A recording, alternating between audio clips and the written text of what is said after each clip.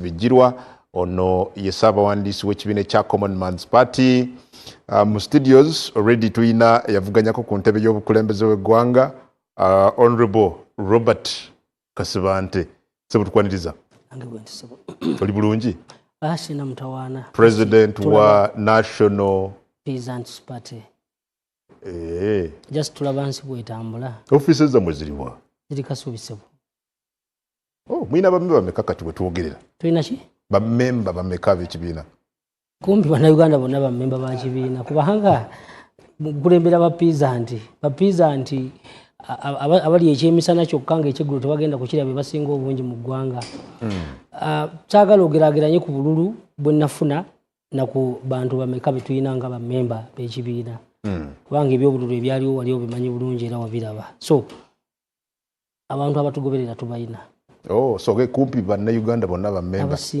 ba National Peasants Party ne mulindwa mwali Mulindwa ayinza okubanga obaye muli abisike ayinza okubanga yasumuuka waawo bali mulaba kakala kayambadde n'akagatto kayambadde oyinza obutamu mwami Kasibante yavuganya ku ntebe y'obukulembeze Rogers Mulindwa mukulu gayo limuli abisike ono muna igo tuba naye wano atenga mwogezi wa kibiina kya NRM sobona tukwaniriza nsanyusa nese otunuulira ali ekimu bwafaanana bw'abanga okulya ekimu nfaanana nga mukulu Kasibante nange kankitandike leero laba bwafu yenna wajjudde mu katebe bannange ekimu mmwe mukyeyagaliddemu abawejjere naye nsanyusa sewo muganda wange tolimu kumuduuliraawo naye gwe omuntu avuganya kuba pulezidenti oba muyita mutono bakulembera bali bannayuganda okisobola bannayuganda waate baluwa ono ne mu nnyumba ye abantu tebamukkiririzaamu nga mukulembeze w'ekibiina ekyo akati nno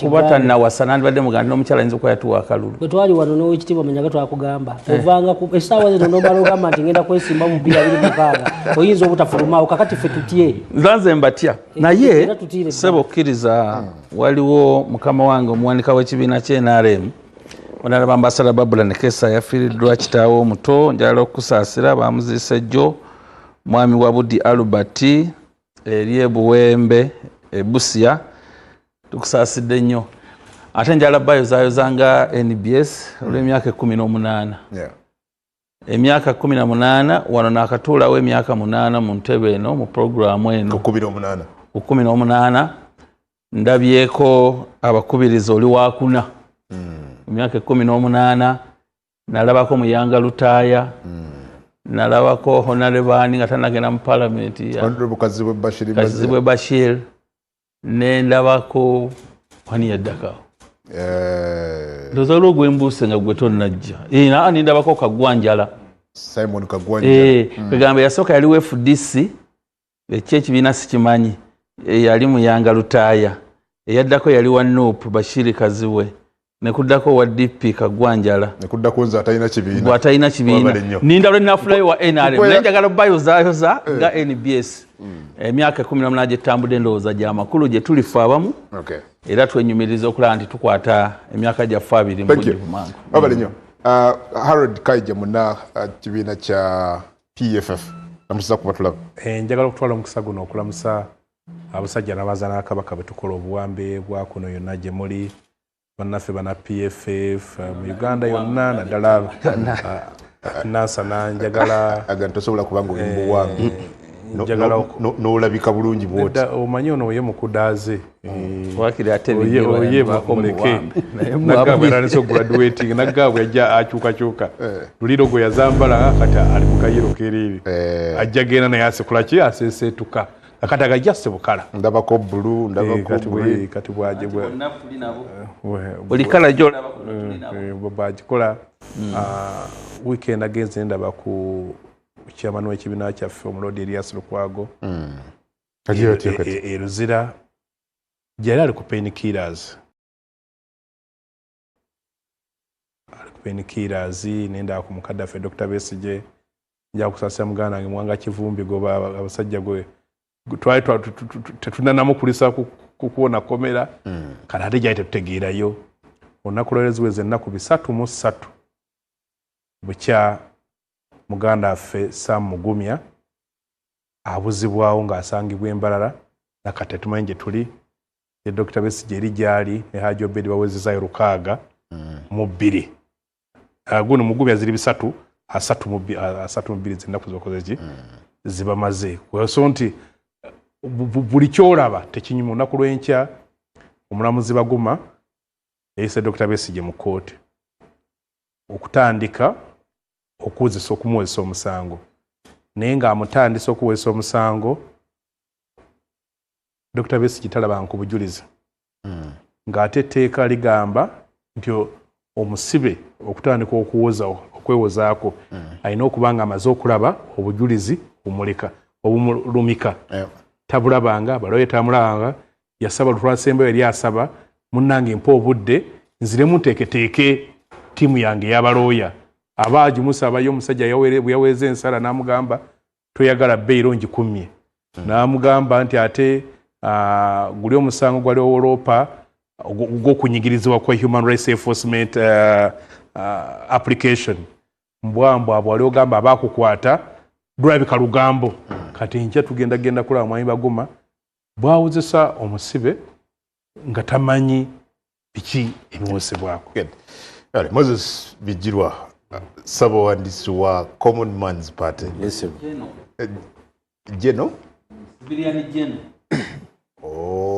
lwaki ogatako civilian Jeno gwotendeka goyanguwa gwogaba yokayoka bwemwe kaba alina amatendekero n'akantu akala n'obwekatiro kayingidde nange sebwebala okumpita mu studio wano njagala omuyambo ono wamuli Jeno waaki nze Jeno Bigirwa Moses kati tombuuza birala ebirala genda mu kooti yayongeddeko civilian Jeno ebyo nabyo bibye yamanyi sebo tukwaniriza nange nsanyusa okulaba ngozi owunyira kiki nze Secretary General wa Common Man's Party ndi musanyufu okubeera wano wadde nga ninamu obukosefu manye entalo tulwana nnene kati tomanya kikulumbye gye kiva nalabiddeawo tugitamiza yo omanyi wagera n'ozoogerako mwenzale mu kalulu kammwe mu mizaire yasinga yava saidi ze Zanzibar kakati simanyi mizaire kyeyalumbye ekigere muganda wange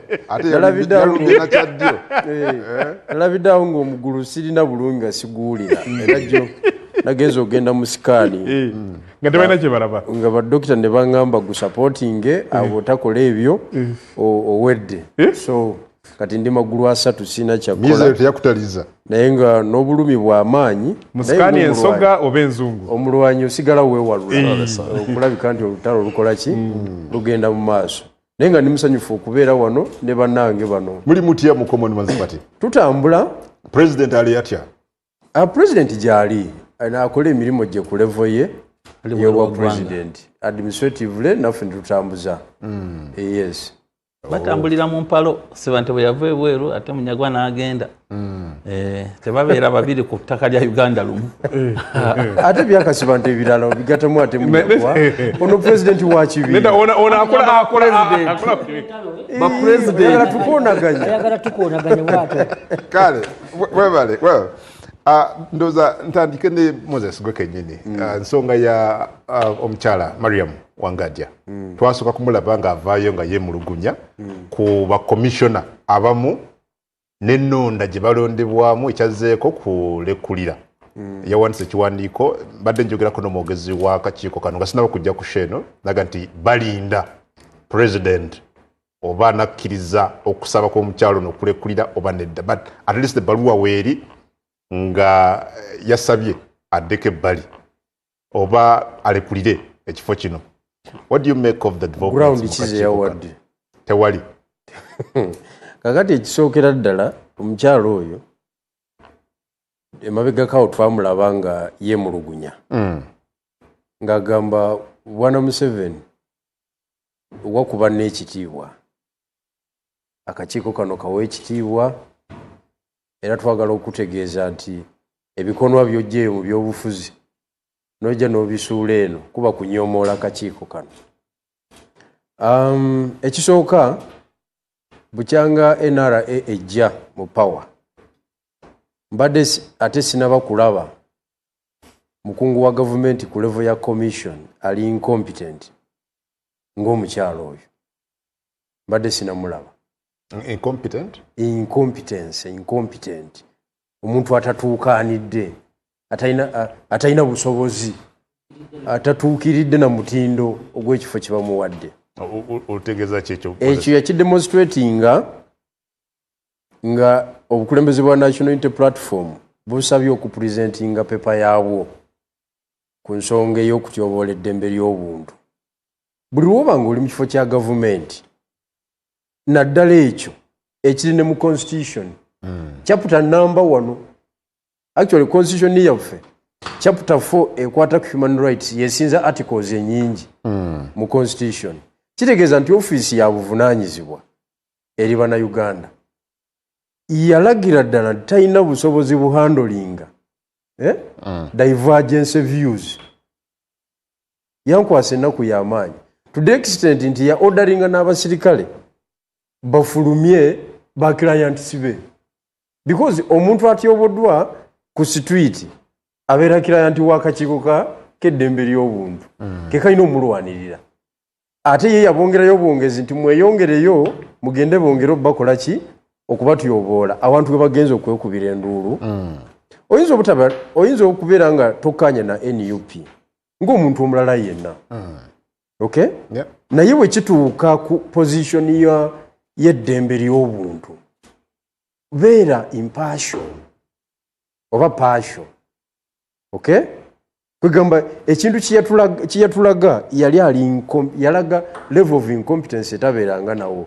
Nze ye muntu gwe naakalaba ndowooza mugerageya naani oba yali aganidde mu ofiisi oba oliawo because that is also incompetence.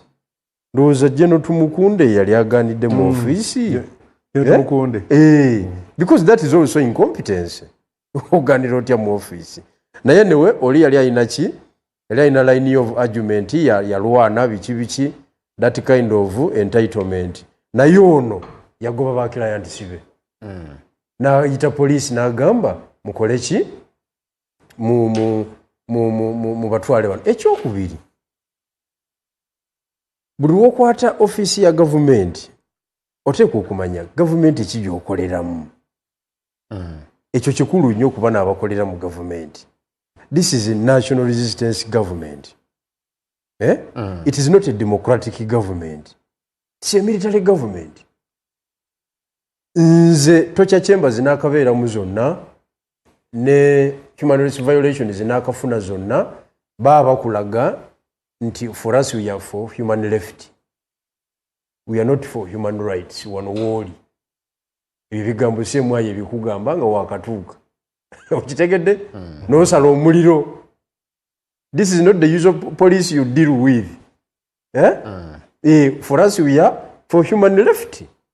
Kati purely this is a military government. Webeera military government ngeri modified muko katini ne democratic tendencies entonotono gwate tovuga kiri nolowooza nti ogenda kumalayo. Kati ye yalowooza nti akakiiko ako kakulu nnyo eri gavumenti ena aka human rights. Nze sigendangayoko wasikainamu weesige. Yalowooza nti kakulu nnyo n'ayagala akole ebituufu. Kulina okulikodinga kulina okulikodinga abakungu ba gavumenti ab'enjawulo ababaka kubanga we yayogerako eri abamawulire luli yaga nti abamu ku bantu abaali baagala 20% mu budget bwe yabuulira president w'eggwanga yeewuunya nnyo ate okulaba president bwe yali ekyankwazi n'ababaka aga nti oyo sise namujju yatereera tamanyi kati owangadde tamanyi political science bambi ye yajja full swing mbwaze kukolera government. This is a military government headed by a political scientist. General Museveni is a political scientist. Tosobola kimujjako wadde nga waliwo ebimulemye biki bingi.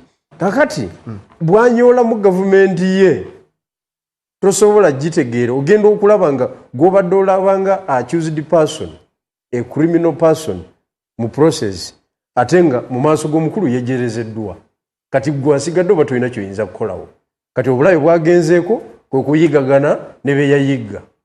Obwo obulabe weebuli. Era tuze tubulaba mu cases ez'enjawulo. She alleges mwami Bujirwa nti abamu ku babaka abo okay bakozesa bakomishona banne mu kakiiko kano ate okumulwana. Fact yaga nti abamu ku abo bakwata ne ssente ne baba bakomishona bano bamwogerera amafuukule. These are Howard's bigambo bye.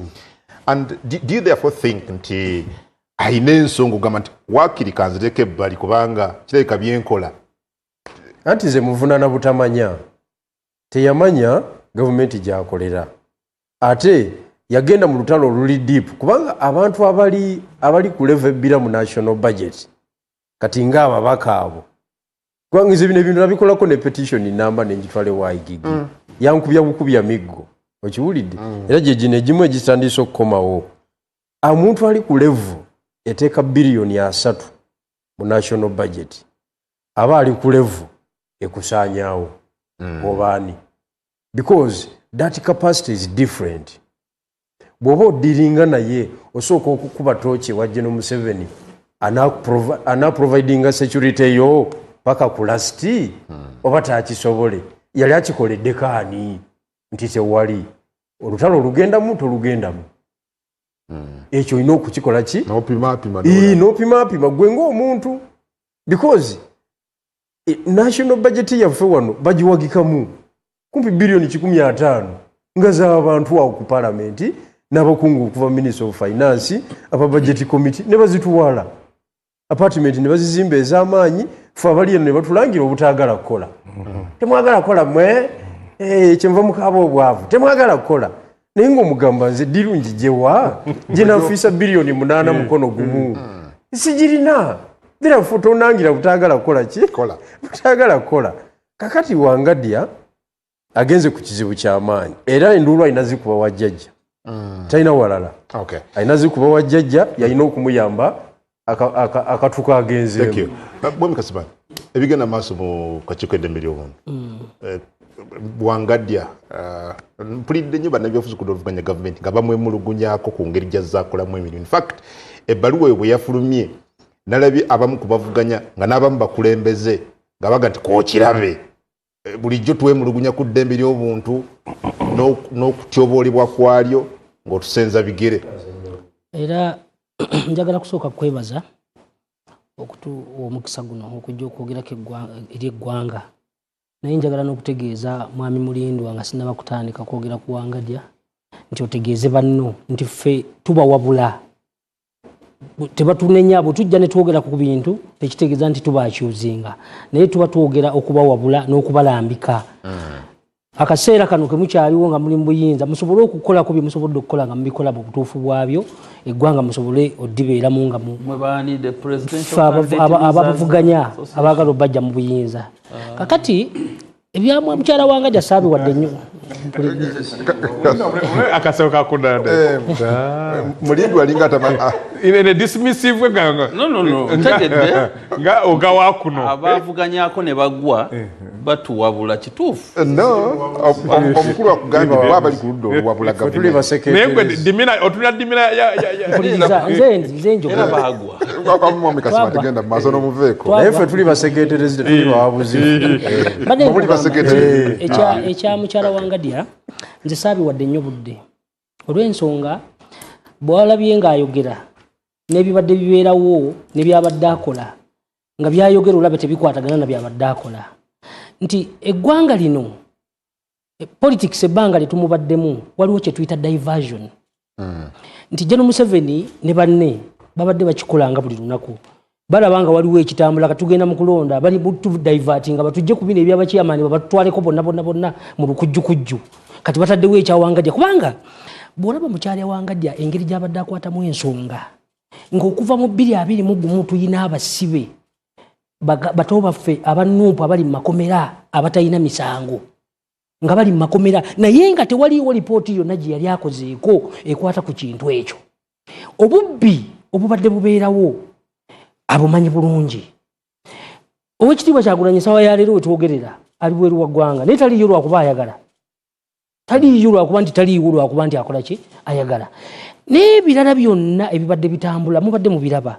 Kakati bw'aba atandika okuvaayo n'agamba nti waliwo abamulwanyisa kitegeeza si manager mutuufu kubanga nze sisobola kubeera mu kitongole nga nze nkikulira n'oŋŋamba nti abali wansi basobola okunwanyisa sibeeranga General Museveni bw'abeera president ng'alonze baminisita n'agamba nti baminisita bamulwanyisa because bwe bamala okukulonda ne bakuwa nti gw'okulira commission omanyi tulina ekizibu wano nze kyengenze ndaba nti bannayuganda bwe bamala omuwa obuyinza oba bwe bamala omuwa position yonna tebakoppa naye nze nandisuubidde nti bannayuganda abasinga obungi bwe bakuwa obuvunaanyizibwa katugeze nga minisita oba wabavubuka oba waaki tambulako onoonyerezeeko mu nsi endala bakola batya otandike okwekuba mu ttooki nze byenkola engeri gye neeyisaamu mu commission mwentudde abalala bo mu nsi endala bakola batya because bw'otunuulira mukyala wange engeri gy'abadde akwatamu ensonga nga gyenobigira wabadde agijjayo ku kyanuupu wakiraba bulungi nti welabira ddala ng'omuntu atali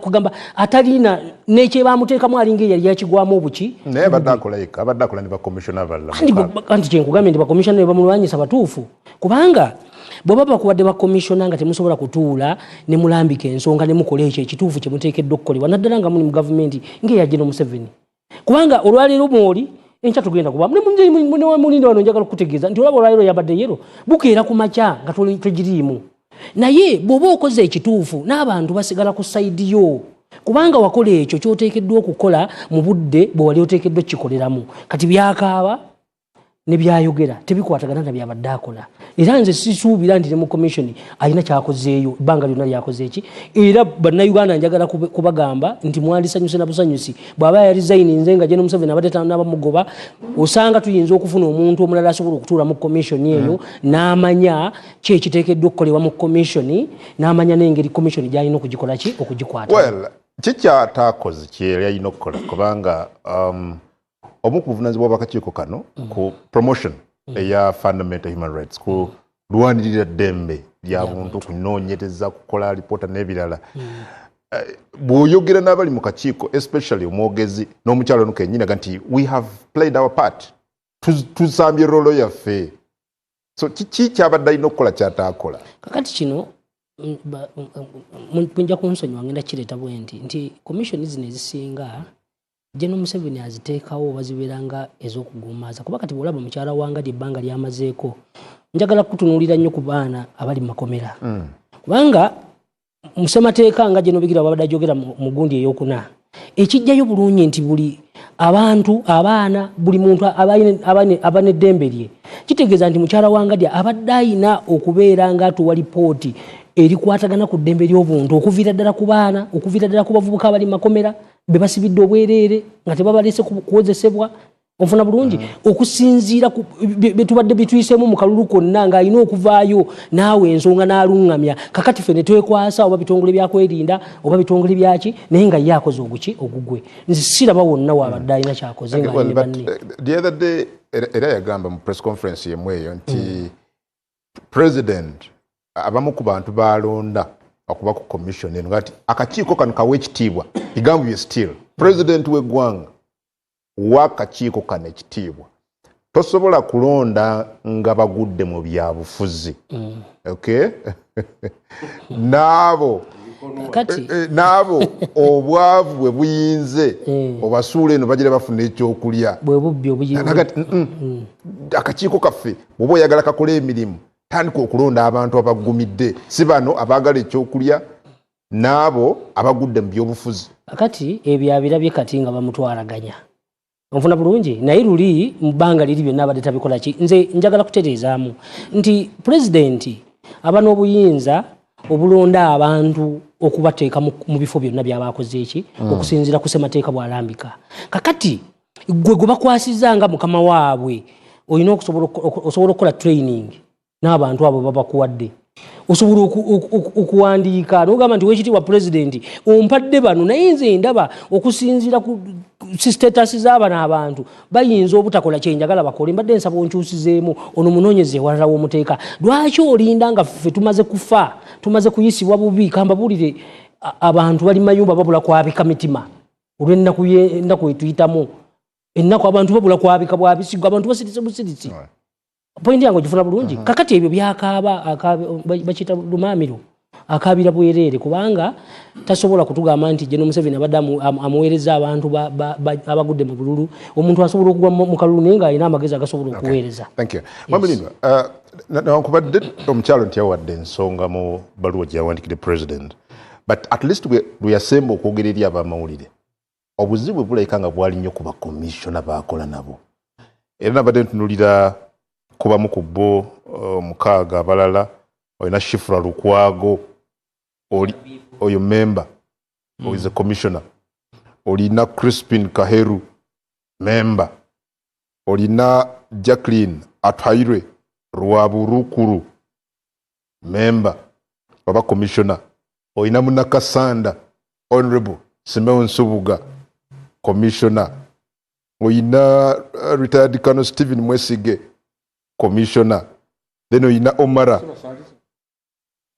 basaliza yoyo Mwesige basaliza, then olina Omara Apita Lamex ne commissioner. Tugambe nti Wangadya kintu kyamuyitiriddeko si bwe njagala okulowooza naye ne timing ye y'okugenda ntuufu. abadde akyabula kwe yatugamba gundi egwako mu September next okuvala yajja 15 July 2021 ndowooza abadde akoze emyaka 5 kyenkana nga commissioner. Ate era nze njala mwebaza ate kuba alina byakoze opposition abo bamulumbako ne bamugamba from office abanupu abo ne bateekawo embeera nyaawo. Office eyo si nnyangu, eyinza okuba ennyangu ng'ogirabira bweru naye si nnyangu. Ekikulu nze kye nalabye kyokka kye njagala okumusaba nti awe asse ekitiibwa mu office ya appointing authority. Toyinza kutandika president ng'alonza abantu in his wisdom notandika okugamba nti abantu be wampa bano office giwa ekitiibwa gwe kennyini oba oweebuuse ng'omuntu kubanga eriyo n'abayinza okugamba naawe wali tosaanidde. Maybe that office deserved a better person. Kyova olaba eriyo abacelebratinga baba bategeeza nti naawe obadde togwanidde. So ebigenda okuddiira okuva kati Oweekitiibwa Wangadya asse ekitiibwa mu office ya president alonda bakomishona abo neyalonda ye. Naye ebbaluwa ye nze nagitunuulidde yabaddemu ebintu bibiri. Actually yanoonyeza ebigambo byagiteekako okugiweza era bwe yawadde awandiika to his excellency president general n'ateekamu retired which was not necessary whether is retired or not, era wansi n'ateekawo president of the Republic of Uganda n'ayongerako state house Entebbe ng'olaba anoonya bunoonya. Kati negendamu ebintu ebikulu bibiri. Negamba nti nkutegeeza nti ndekulidde. We can read it verbatim. Ekyokubiri nkwebaza. We can read it verbatim. Notice of resignation as chairperson Uganda Human Rights Commission. Ngamaze ebyokulaganibwa awandiki. State House Entebbe okalabi. Wekali.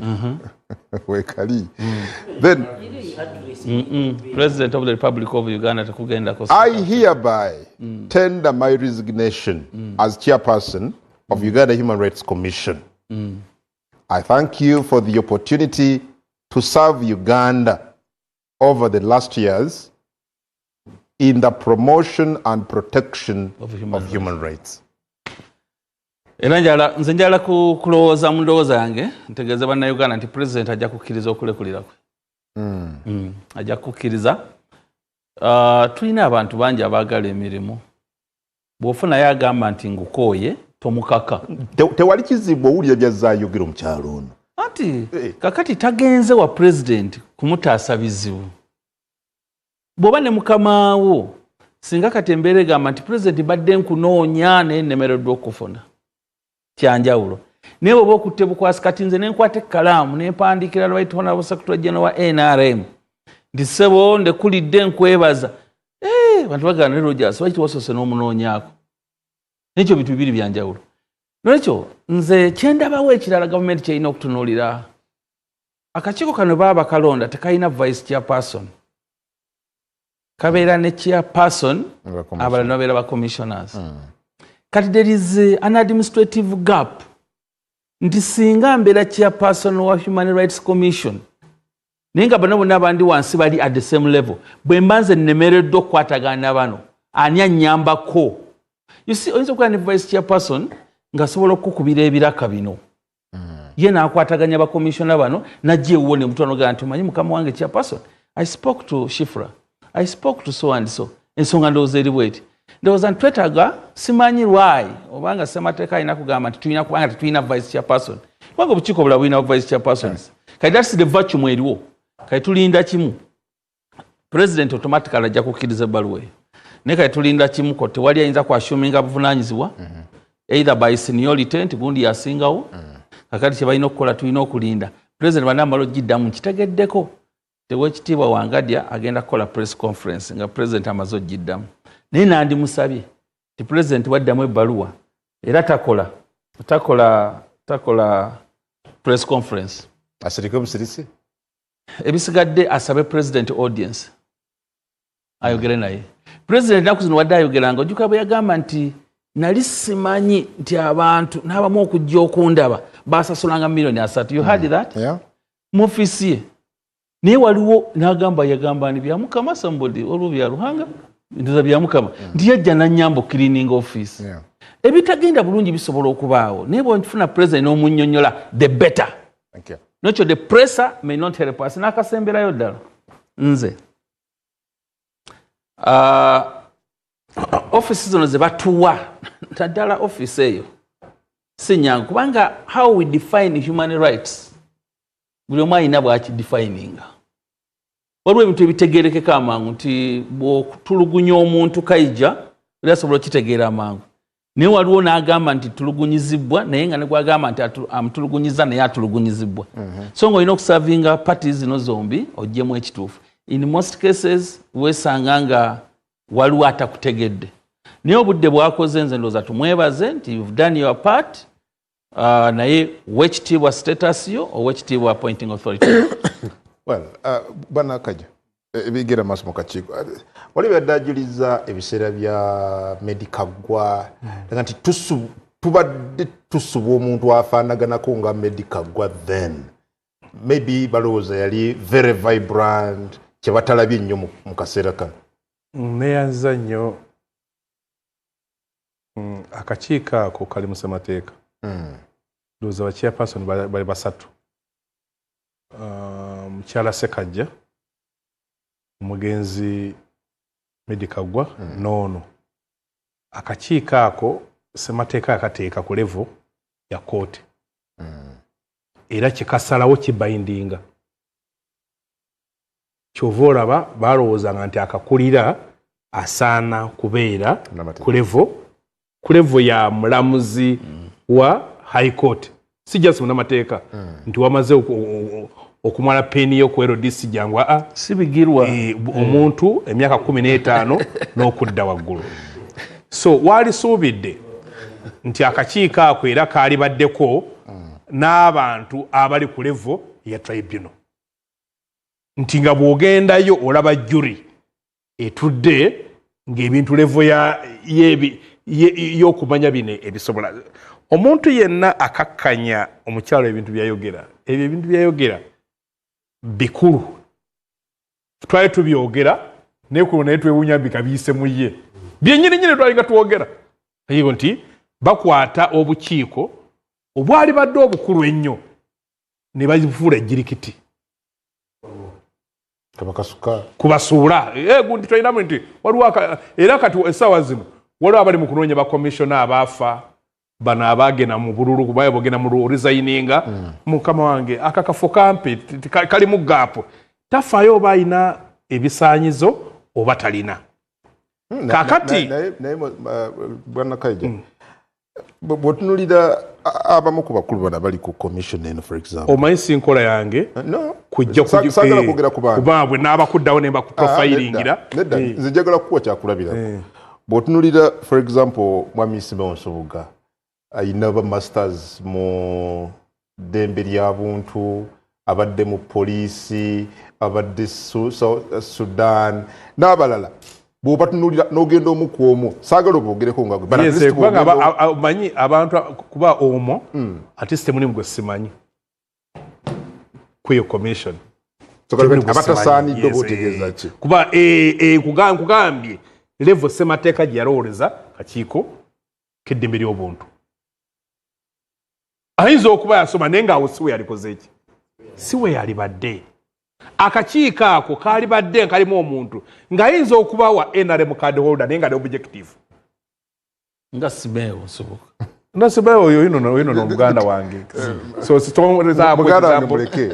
nze muganda wange so nti naye kati ogwosanga nga wa NRM njiwadde ki omuliro nga gukoze ki gwogiwadde baatugamba waliwo ababulimu kubanga yaboogera kuba ye abamanyi ngone ekyamu kimya ye peke kwamujjukira baali bawadde gundi ono njoki Dewo Njoki yali yasaba Dr. Kakiiko ako ne batagumuwa wabaliyo by election e Busia nga Njoki nga satinga nti akalulu 9 ku 10 akawangula Mwai Museveni n'akwata peni n'agamba I hereby appoint Dewo Njoki to the commission kakati jukira abantu baffe olina zero employment kakati n'akwata minzaani n'agigira bw'ati ngati ngende eri awagamboli nga n'ababbi gye bali oba nkwate kino kyenkoze eki era actually ekintu yali akikutte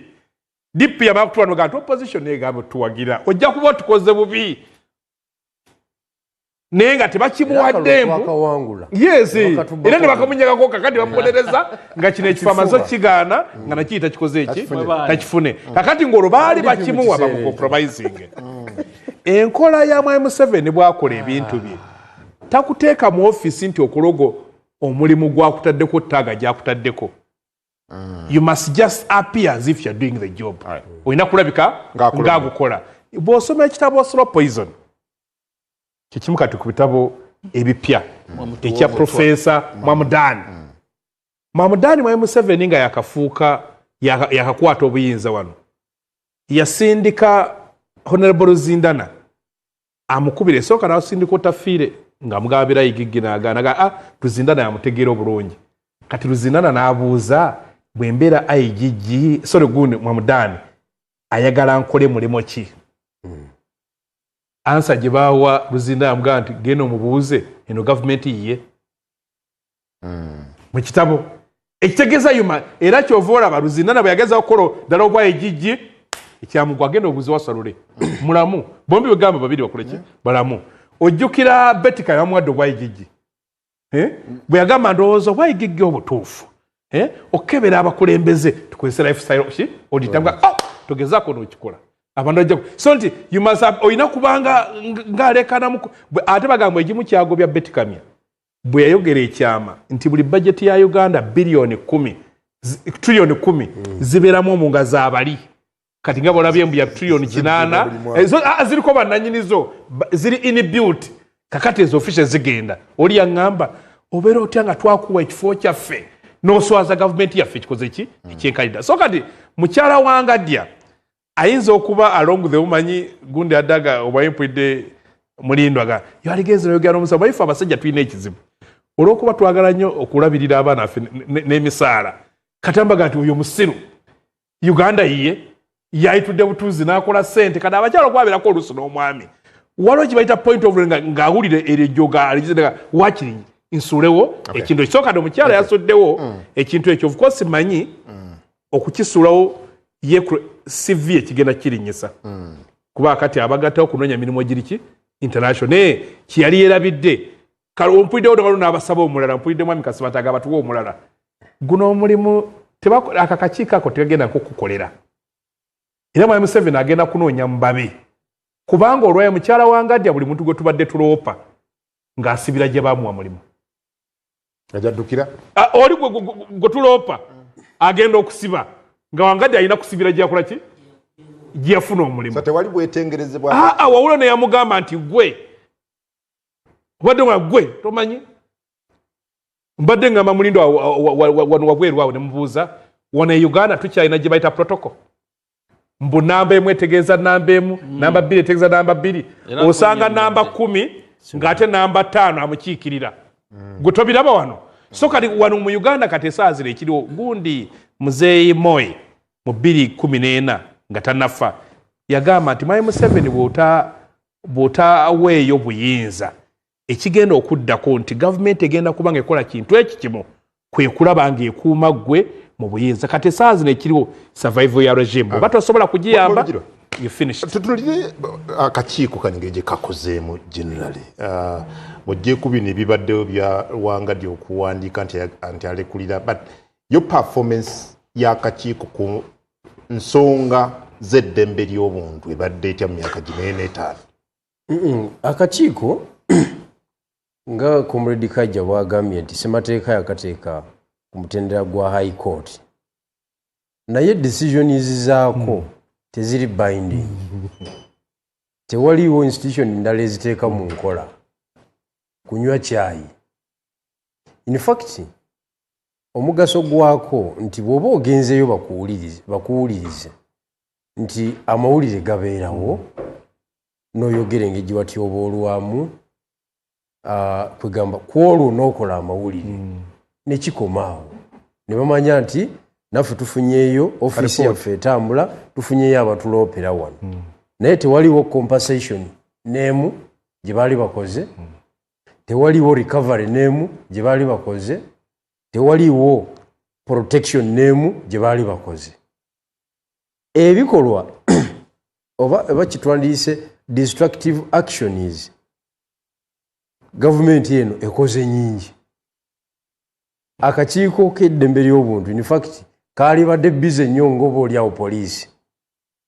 ng'eno fayire eyambuka eno bwekkirira ono victim ayambuka ono bwafuluma nga banka ziri bize zibala sente z'aba victim compensation akakiiko ako naye njagala okutegeeza tewaliwo nsonga nemu gye bahandolinze to its logical conclusion. Can we interrogate cause yakino olowooza lwaki tuli awo bwe tutyo nti akakiiko kalina okukola bimanyiddwa mu mateeka naye nti tebikoleddwa anti kakati lwaki oddayo ku page 1 kwe twatandikidde nti gavumenti eno gavumenti ya kikaaki oba tozeeyo ku page 1 tosobola kumanya biri ku page 4 yes kubanga table of content oba togisomye this is a military government bani abatyobola eddembe ly'obuntu kyogamba nti kyogaa akakiiko ako kawandolinga nsonga z'amaka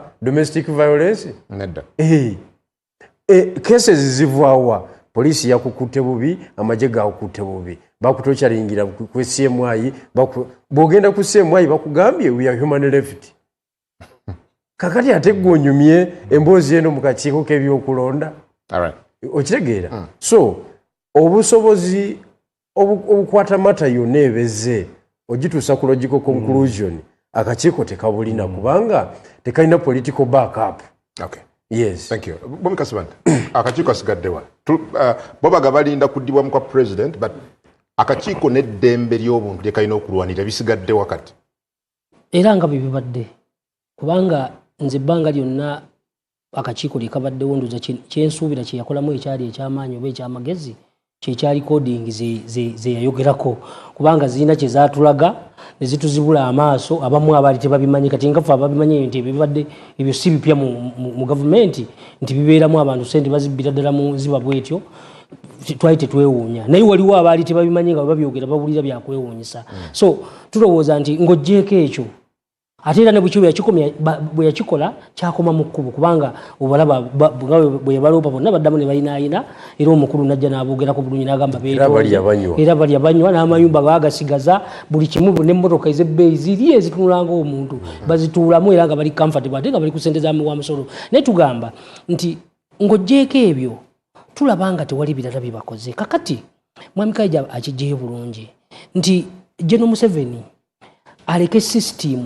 zikole akakiiko ako kabuvunaanyizibwa eggwanga likeetaaga abantu abali mu kukaaba amaziga n'abali mu kubonaabona kandi badde kamuyambako n'okusolovinga ebintu ebisinga okuba ebingi naye buli watabaawo system nga system tazireka ne zeetengerera nga zo yensonga lwaki olaba nti tunoonya byakoze nga tetubiraba naye nga ate ssente babadde bazitwala oba nfuna bulungi babadde bafuna emisaala egitali nno ssebo miliyoni 5 si miliyoni 2 bafunira ddala sente nnyingi nnyo naye kati onoonya kye babadde bakola nti okubeerawo kwako n'obutabeerawo ife nga bannayuganda tekirina kibazanyeemu nga tugenda okumula mwemulimo goli convinced president ajja kukkiriza okusaba okulekulira kwono kubanga afuuse covid anajja yenna tusuubire nti anaabawanjawulo kubanga okusinziira ku kunnyonnyola for example kwa Mwambijirwa ekizibu kiri systematic kiri mu system si mu ani ali mu office asobola kyensuubira okulaba eno ndowooza yange president agenda kulangira acting chairperson nga musajja kyonna kyekinaabeera naye after a while even some commissioners will go eyo ndowooza yange naye mugirinde nze kyesikkaanya n'abakulu bano kwe kulowooza nti manyi bano beekuba emisumaali mukyala wange yagambye nti the political losers kwegamba kifula katugeze nti yali ku speaker wano deputy speaker ndowooza naye yesimbawo naagwa kati yalowooza nti once you lose oba toliimu kamozula naye ono kasiba nti is an advisor batuwabula kati okusinziira ku ye ono kirerya kubanga he lost era okusinziira ku ye gwoli kirerya kubanga he lost an election kati naawe oli kirerya kati wano ntudde nabirerya okusinziira ku ye which is not possible which is not right anti ze kubuira statement eri ey'abantu booleta ssebo abamaze okugwa ssebo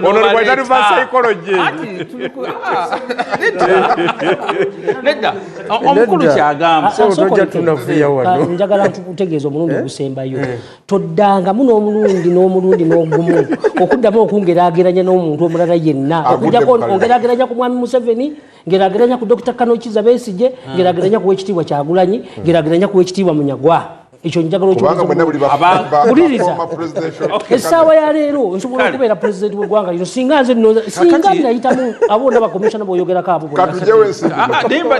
va mu lwali mukasayisamu maaso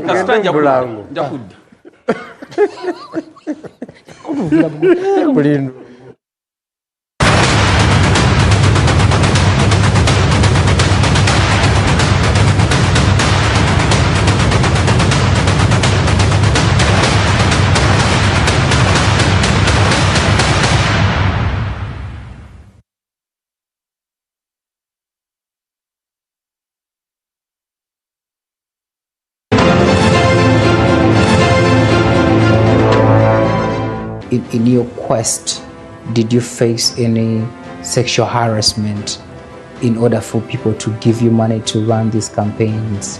Yeah, that is an obvious case. It's not a question. Not once, not twice. But me, in case anyone invited me for a meeting, I made sure I moved with my boys. Becoming that, how did it affect you as a person? Did you feel a sense of betrayal? Yeah. I was really broken because I invested, leave alone the money, by the time, each and everything.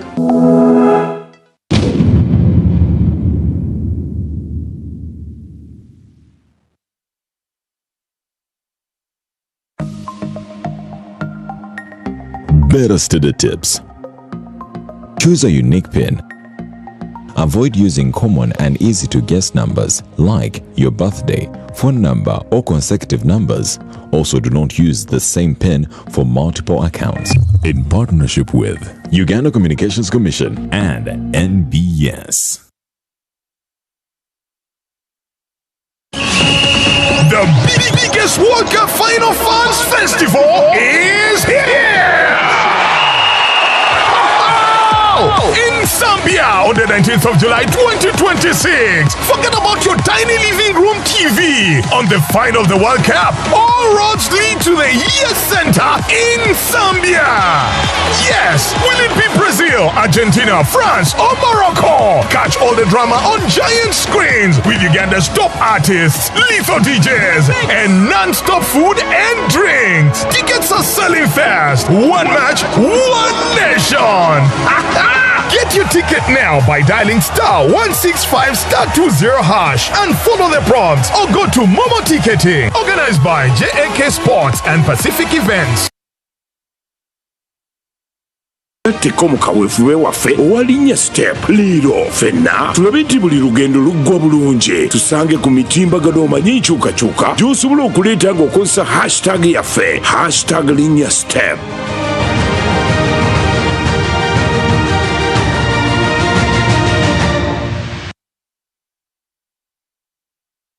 Uganda is more connected than ever before. From mobile broadband to digital payments, access is no longer the challenge. But the real question is, how do we turn this connectivity into real opportunity? Introducing the State of the Digital Economy 2026, Uganda's annual digital check on how we go beyond connectivity to jobs, innovation, and economic growth. Across 5 key pillars: human capital, cybersecurity, policy, artificial intelligence, and infrastructure. This is how we build a workforce that creates, unlock digital jobs and income, ensure trust and security, enable smarter policies, and connect Ugandans to global opportunities. Don't just be online, be part of what's next. Partner with us to shape Uganda's digital future.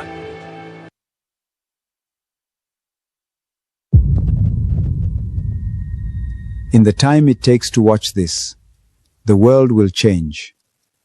Most people will not notice. I am going to make sure you do. Right now, machines are learning to think. They are already in your phone, your bank, your hospital, your children's school. Some people will ride this wave and rise. Others will be swept away by it. The difference between them is simple. One of them understands what is coming. The other does not. My name is Lawrence Muganga, the Vice Chancellor of Victoria University. For years, I have watched the future be decided far from here for people like us, without people like us. I decided that stops now. So I wrote everything I know into one book, and on the 13th of July, I am giving it to the world. These are the only 2 futures left. Which one you get is not decided by luck. It is decided by what you know and when you know it. Everything you need to know is in this book. People fear artificial intelligence. I understand why. But fear will not save you. Understanding will. This book will not tell you to be afraid. It will show you how to lead. If we get this right, this child inherits the greatest century in history. This book is how we get it right. This is not just my book anymore. On the 13th of July, it becomes yours. Wherever you are in the world, you can hold it in your hands.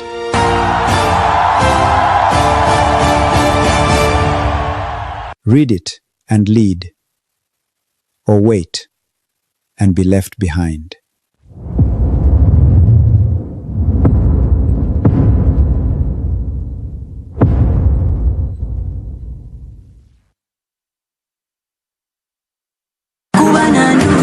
NBS TV, Senyuka TV ne Afro Mobile bakutusako Chinza Productions banda eyumulangira nausi buli lwakusatu ku Costa Rica Breeze ku Makereka vule kumbine tusha petrol station n'omulangira nausi ne Dr. Bossa buli lwamukaga babiri ku Vibes Hub ekiwenda mu Masuka Prime petrol station gweyina omukolo mbaga bala oyagala okusanyusibwamu Chinza Productions banda ey'omulangira nausi kikyukudibwamu kyo kuba 0709 mukage mukaga 093 kola booking Chinza Productions banda y'omulangira nausi kutusibwako Silver Bubble Studios Hideout Guest House ayita ababiri ku Kasenyi Road NBS TV Senyuka TV ne Afro Mobile.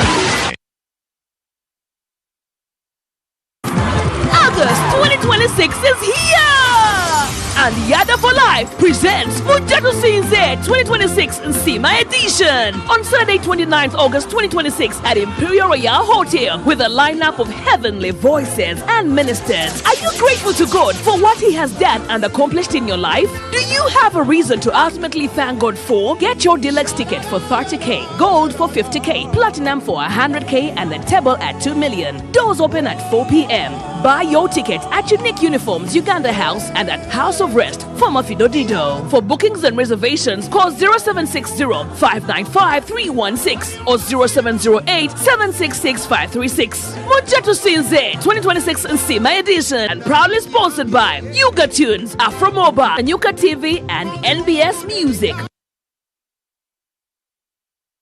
Some moments make headlines, others quickly shape our nation, but every moment matters. This August, step into Uganda's story through the eyes of one of its finest visual storytellers. Through the Lens is back. Bigger, bolder, more compelling than ever before. This August 7th, 2026. Witness the defining moments that shaped our nation, from the intensity of the 2026 general elections to the strength of our communities, the beauty of our culture, the courage of our leaders, and the resilience of our ordinary Ugandans whose stories deserve to be seen. Every frame tells a story. Through the Lens, Season 2. Experience Uganda's stories, one frame at a time. Uganda Communications Commission UCC ekutusaka takulaba kunyoma olw'okwagala okugatta omutino ku music owaffe ow'obuwangwa naddala kadongo kamu n'okumugulira akatale ak'omulembe aka digital old is gold bakabikabi abagikuba nga 3 July ku Sheraton Gardens wano mu Kampala. Freddy Sebata, Dani Mugula, Matia Luyima, Miss Sarah Sagamwenge, Takumirizi, Wile Mukabya, Masias Warukaga, Freddy Sebale, Gerard Kiwewa, Jigijigiri, Kasiba Kapo, Harriet Sanyu, Nabitaka, Betty Nabulia, Aisha Nachito, Bonamu, Atakula Bakunyoma, okuyingira shinze mtwalo 10 VIP mtwala biyate meza ya milioni 3. Sheraton Gardens asa 3 July. Tutandika sawe mu yakawungezi. Kati ngonovera wa Atakula Bakunyoma. Wagidwa UCC, Rospom, Afro Mobile, Nesanyuka TV. Atolo de bitegekebwa. Alunya Promotions. Bana Uganda muwulire kitabangawo. Clear process ekutuusaako Irene Namatuvu atuuse mu Kampala ku Serena Hotel nga 20 August musajja atuumye Strong Woman live okuyira emitwalo 10 yepi emitwalo 15 ku gate alebadi emitwalo 10 ate meza ya milioni 3 tickets zitondibwa ku Papa Sport ku John Color Solutions ne ku Serena Hotel wennyene Irene Namatuvu yasinga mu kyabayita authentic Uganda rhythms enkuba ya Afro Pop egatta engoma ya wano n'ekidongo ono ya Afrima Award winner Best Female Artist mu East Africa Choreography ya Irene Namatuvu. Screen, stage, namatara 20 August, Serena Hotel. Mwana watu naba mwerekedeko Fogo, Karepita bimami bije Be Strong Woman, because the sentence chikazi twagala byana byeskoba bimadulo Chuoza sentence wawereza ku simu zabaddemu ekicupuli ky'etaano wereza endala Twagidwa KCB Bank, Newman's bakolo bumpwachi mpwachi Victoria University, Euroform, Pepsi, Mount Caleb International School, Bualula, Geneva Logistics, Afro Mobile, Nesanyuka TV.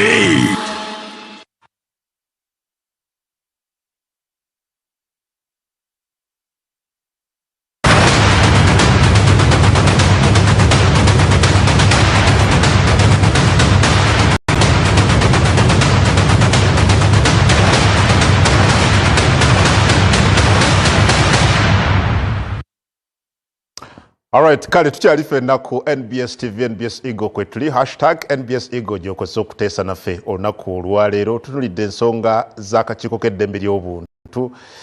Mu maaso awo tugenda kuba tukwata ku kulonda kwa gavumenti ezitandikibwako ez'ebitundu.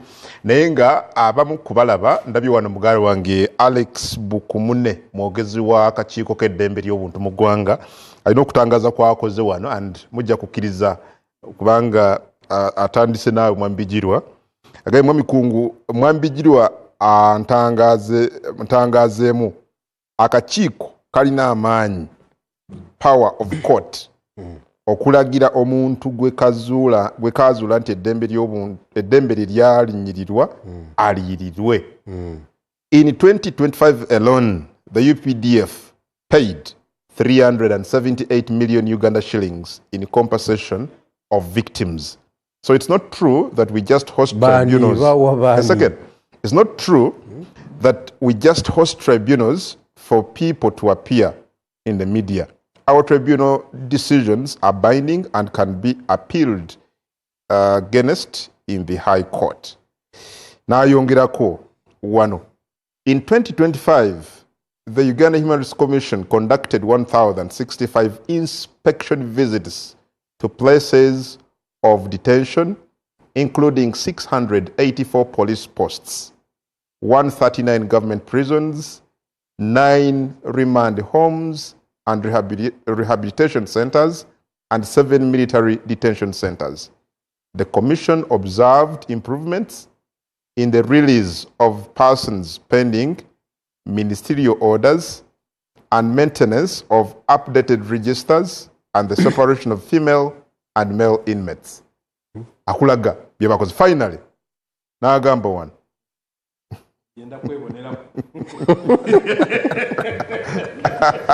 finally n'agamba wano interventions zebakoze. 12 regional dialogues were held on elections and human rights.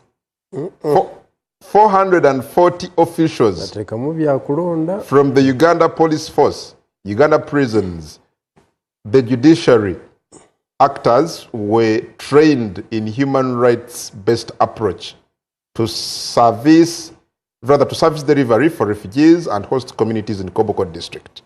Nebirala, mgana ngali kisasira message yo zompa figures. Figures wezi. Ye mwogezi. Abikompilinze ngalabu. Walo kitabo kibaita lying with numbers. Again, the Uganda Human Rights Commission organized 166 community meetings, barazas, across 9 cities and 67 districts, sensitizing 26,000 people on human rights in the year 2025. The Commission also conducted human rights training for Uganda Police Force personnel, female prison officers from Kitalia, and 84 top security officers under the Kampala Metropolitan Policing Area. Bino byonna abantu kulabaga nti akakiiko tekayina kikakola. Then ekisembayo Levi Eyaru, again bad politics in Uganda forced Madame Jennifer Mosi to resign her position as KCCA ED. Besides Mariam Wangadia's stigmatization of HIV patients, I think that she has been going through a lot, and all channels to address her grievances are likely blocked. Her resignation was inevitable. Then Kennedy Mutenyo, again Saba, Adam nasanyuka nnyo nga ekimu ku biteeso ebyava ekyankwanzi juzi nga bakola resolution nti abantu abalondebwa ku commission babeere nga abasaana. Essuubi lyange liri mu gavumenti okuteeka mu nkola ekyasalibwawo ekyankwanzi. Mwami Kennedy Mutenyo. Kituufu ekyo tujja kikola, gavumenti ejja kikola kubanga tukyaliwo. Kiri ekya bannabyafuzi okugwa ne tubalowooza nti balina amakulu, ekyo kyondowooza tukitereezezza nti mwakitegeere nti abantu bayinza okwaba obusobozi bonna ne bajja ne beesimbawo ne balondako omwasinze ku banne. Ekifo kyokka kye tutafunye bantu bageraageranyizikako kya president, nti president always stretches tawe wawanvu nga bonoonya namba 2 ne 3 ne 4 tobafuna. Olabanga ebbanga ye ataali wagguluko nnyo. N'ebino ebirala muntu basobola okugwa ne baweebwa ebifo. Kati ekyokubiri njagala kutereeza ka lifestyle audit. Kubanga ekitwe kyantu bakyogera nnyo. President yagamba nti abantu abo tubakanga baleke baziteeke wano tubalabe. Kuba bayinza ogenda batandika ozisiga ebweru ne tabalaba. Abantu ne bakifuna bubi, nze nkubuulira. Oli kyamaani wange, nze nkubuulira. Kakati bano ne bagamba nti agambye tobakwatako. Nedda mulindwa. Nze ntereeza ebyo. Nedda mulindwa. Bw'obadde kiwaliwo. Ate yali ludda wa. Sali ku TV nga ndaba. Kati agala ekitegeeza awulidde y'abatudde. President yabagamba ate mwe si kye mukola. Okitegeera? Yabagamba nti abantu bonna obakanga bajja ngenda baziteeke ebweru baleke. Yagikola. Kakati ekisemba yagenda maaso n'agikola. Mbwatereeza. Bano bapia. Anti era yagikola paka lwe yatuuka kwani mwambulidwa kwani anti ze samanya list ye. No, kubanga ye bwe yayogera nti agenda kola lifestyle audit. President nayogera ebigambo ebyo n'akomaawo. Ndowooza yanafuwa era kati mu ntebe taliimu. Ani kakati kasita onafuwa tukukolera ki? Kati oyogera byabufuzi. Waliwo agambye ndowooza abadde bigirwa n'agamba nti tewajja kubaawo njawulo kubanga era Museveni ajja kulonda abantu be. Okay? Yes, kituufu. Naye bw'obukiiko bwe tubawaddemu aba opposition mukoze nnyo. Kosase, Public Accounts Committee, government assurance, Nkujukiza local ko government. Can I remind you? Nti betuwadde nga temuli baffe mukoze nnyo. Can I remind you? Because obuuza nti obukiiko for example obwa parliament obwa accountability bwoyogerako bukoze Joe Ssenyonyi bwe yali ssentebe wa Kosase n'akola alipoota ku mivuyo egyali mu Uganda Airlines alipoota eyo negguka nenywera neggwa n'agiwa speaker wa parliament. What happened after? Yali Idi akyaliyo? No, but you see sinkugamba kakati ebyo byekyakolebwa kakati oyo omwe ate kakati gwe kyobadde agala okuvuga obadde ogeraga nti gavumenti ekikola bwe tufunayo omwali mwaka mwozoola n'atukolera ekirungi era tukirowoozaako nti kikola tuvula nti Idi taliyo naye abasinga nze sagala kukubuulira era Kosaseemu tetwalinako lipoota ya Kantuntu simanyi Kantuntu mbu yakola nnyo nga naffe abenaale mutwali tugisekerera nokyo ebyo bibaawo wayinza okubaawo obunafu bw'omuntu naye president agezaako okunoonyeza omulungi n'amuteeka mu kifo kati kye tulina okukola oba gwe opposition oba nze owa Katonda bw'akuwa omukisa kuba bano bonna kye mbadde ngamba Oweekitiibwa Kasibante wano ayagala omugeraageranya ne Museveni yaleeta mutuuka kimu kya 8 kwegamuga nti bwe tuba tukuwadde ng'obwa RDC jamu tukole nva mu bino ebyokuza oli ku level y'abwa president oliyo. Thank you sir, thank you. Maliriza mwami Bijirwa ku nsonga brother mwami kati nno ekizibu ky'olina uliriza ekizibu president ojja kutereeza no tokiddamu kikola ekyo. Mpulidde omwogezi wa kakiiko Alex Bukumune wa kakiiko John Bosco Justice John Bosco Katuusi ne Gunnogola baali boogera nnyo ku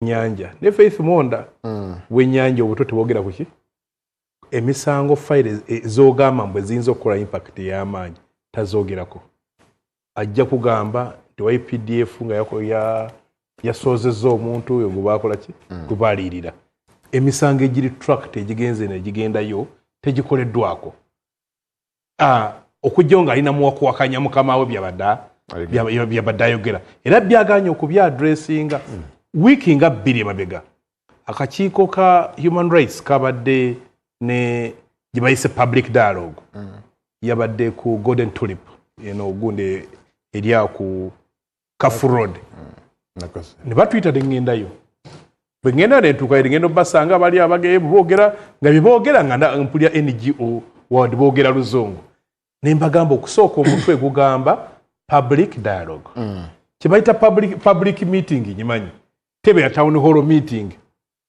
nga bafunye karumo katono n'okusinga wano nga mbafunziza ki abantu nga balina bayita ground rules butugenda kuwogera kutulugunyizibwa naye toyogera watulugunyizibwa ate towana kyakulabyeko kya muntu yakola ki yatulugunyizibwa naye nga balinawo abavudde I think mu Amnesty ne Uganda UN Human Rights Commission kati nga baagala tuwogerenga abanyumya firimu eya science fiction nembagamba nze siyinza kujja wano ne sibagamba nti mugumya Saamu amaze emyaka ennaku 3 nga bwe natuuka ku lukwago negamba nti saa kuva wano sogera mbu kiyamaani wange abadde mu basement kakati ali mulago mwami Kaijalekerawo tutwakkirizganyiza wano ebyo tetubikola ki tetubyegera ku kyabadde gamba nti obukiiko bwonna obuli wano buli kimu ekyolala ekiri wano ziringa macupa ga drip agali ku M7 kumuyambako ku survivinga singa egezaako nebanga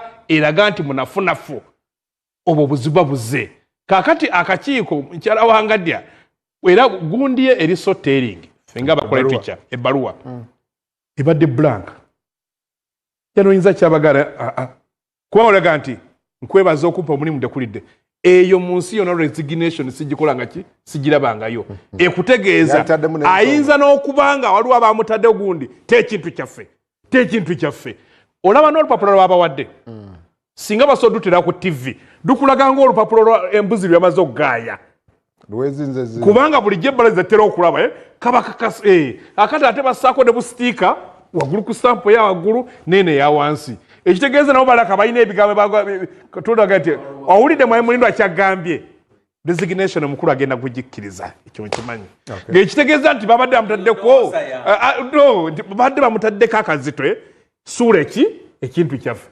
bamusanze naye omukazi naye alina gumite bange mayina abaana bali boogera ennyo ekyetegeeza si muntu yetegeezera muntu mwangu yangu n'agamba kale ekintu kyamme kankikole ki kankisuuleko okulaba nti yakisuddewo mu ngeri efaanana bwetyo naye for information ebbaluwa okubanga etunula bwetyo erabika nga eyaliikingiddwa omuntu nga waliwo yabadde amaze okufuna kopi so si kugamba nti yabadde nzinga no yabadde original obulakati obulabi njagala tumalirize ku nsonga eyo bijirwa oyagala kurespondinga ku mwogezi w'akakiiko ekisooka omwogezi kyalina okumanya kiri kimu nti data gwatuwadde abadde temu updating eri eggwanga yamulina yekka badde bacorrectinga data waabwe for personal consumption eyo office eri public era oba oliawo nebitwogedde tetwali byogedde singa balina kyebakoze eki kyetulabako naye tewaliwo n'otugamba nti UPDF yakasula miliyoni 3.5 kiri ludda waayo baziwa baana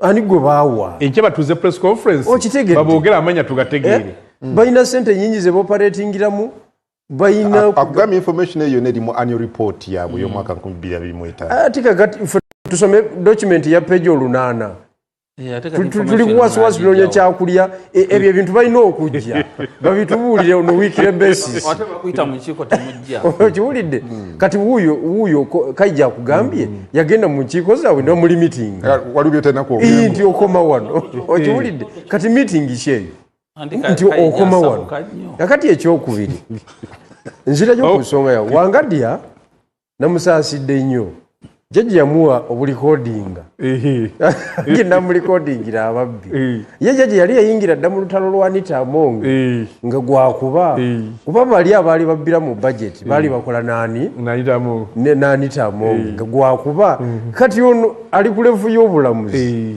tasobola na kudetectinga nti ali muzanyo gwazanya ataasa regimu kwegamba nze abantu bawono baneewuunya olowooza omuntu nti ategeera yasoma n'amalayo ne politics nga amulimu okubala era abantu mwenna mbakubiriza bannaye ebyobufuzi mubitegeere ogwa mu kinnya ng'olaba naye nga weefuddemu kati gwaliko mu ekyo ekiseera goma ekyo ekitegeeza okulikodinga abantu wano abakungu ba gavumenti after 3 years 2 years ate nawe ne bakulikodinga nga it is your turn now baba kukoze bubi nnyo kyovola mulindwa yesirikira nakolako byakoze mulindo ojja kumalako era atambudde naye asirika lwa nsonga tanakwasibwa ofiisi etambulirwamu bisavwa biyitirivu nnyo kubanga nesikande yakoma okubeera ku sekuriterieti yaabwe yali ya biliyoni meka omuwanika bamusanga n'ogufulusi driver abyeko boyfriend wabyeko kati ontu yazimanya yawulira mpulya yesikande yakoma okubeera naye naye bwafuna ofiisi erimu ebigenaagene busoga tugiyita ebigenaagene ebyokulya ebitegerekeka sebajja kuvulubana naye omukulu awaayidde allegations z'ebifulusi by'ensimbi basanga omwana ekitwe kyaterezebwa yazizaayo bw'ayogera naga nti byaliyo tebyaliyo waligambye yazizaayo n'ekizibu ky'olina ekirala njagala nsonga eyo tugikomyawo bannaye simanyi oba nsooka gy'ensimbi zino lumu zijja tutandikire ku nsonga y'akalulu ka LC akabindabinda kamwezi guno nkugambye nti otunulya ku ebyo ku roadmap ey'akakiiko ebyokulonda process already ebadde egenda mu maaso naye nkya activity eriyo yakutimba nkalala enkyano ku lunaku olwokubiri naye ebibiina byeteeseteese ekimala bano bonna bakulembeze mu bibiina byabwe ebyenjawulo katujje tutandikira awo tovaamu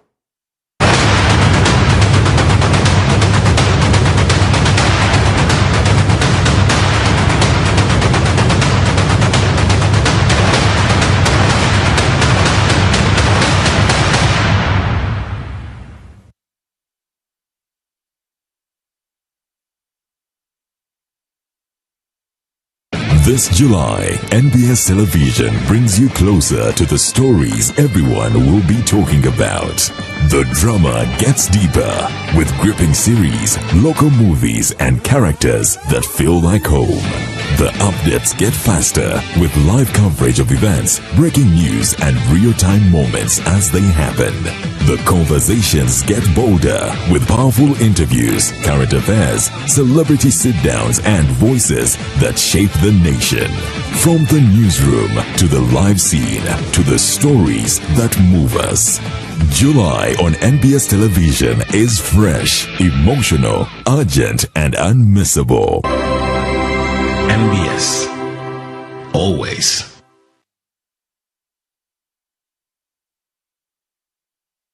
Bana mutende! Uveyo! Shoma kalibala. Oba idobuze. Iwotera kuze kuze. Mama, baniga bati ate olina isimu. Wameragirira. Wamerika nkulagirira. Anti MTN yatuwere dakika 3 edobwerere. Kasitogula minutes okuva ku saawa endere y'okuncho paka saawa 2 ed'okuncho. Butini got. Niga star 10 star abinandala hash. Sindika. Ndi bwanyine tibyakulimba ate ngera osobola okozesa app yebwe ya my MTN eroidafuni taku bando y'eddakiika da MTN wagatuwa essaawa endala n'essaawa 2 ed'okuncho ofuna eddakiika da MTN ku MTN edd'obwereere nga dda lunaku lulamba niga star ndala noti star 2 ndala ashi era ofuna eddakiika do edd'obwereere buli lunaku okuyungibwa kwaife tekulemesebwa MTN.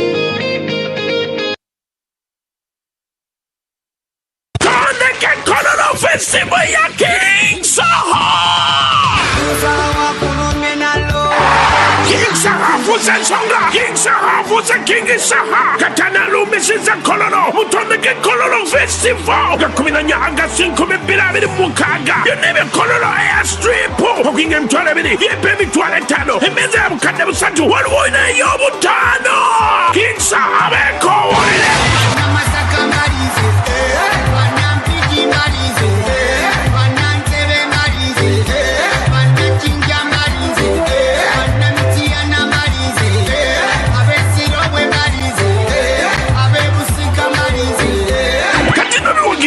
Yuka TV, NBS TV, NBS Music, Yuka Tunes, Capital FM Uganda, the Big Farmer.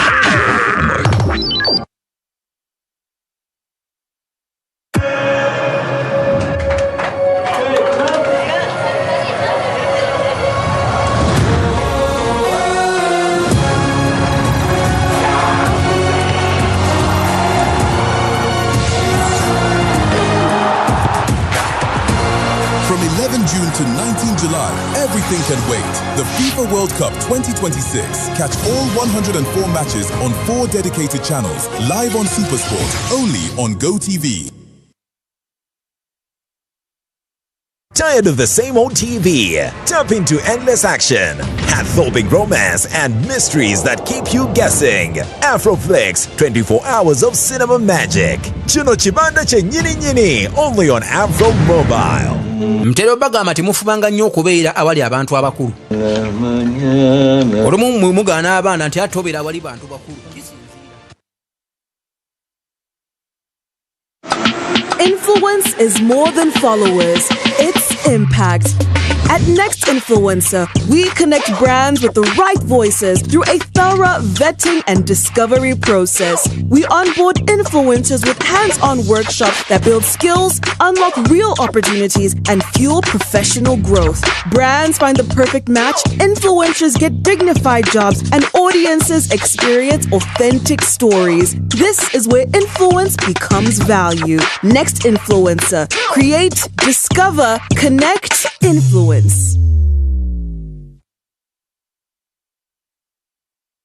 Reggae live in concert at Kololo Airstrip na Musambu August chefuro chigenda kubera echomwaka.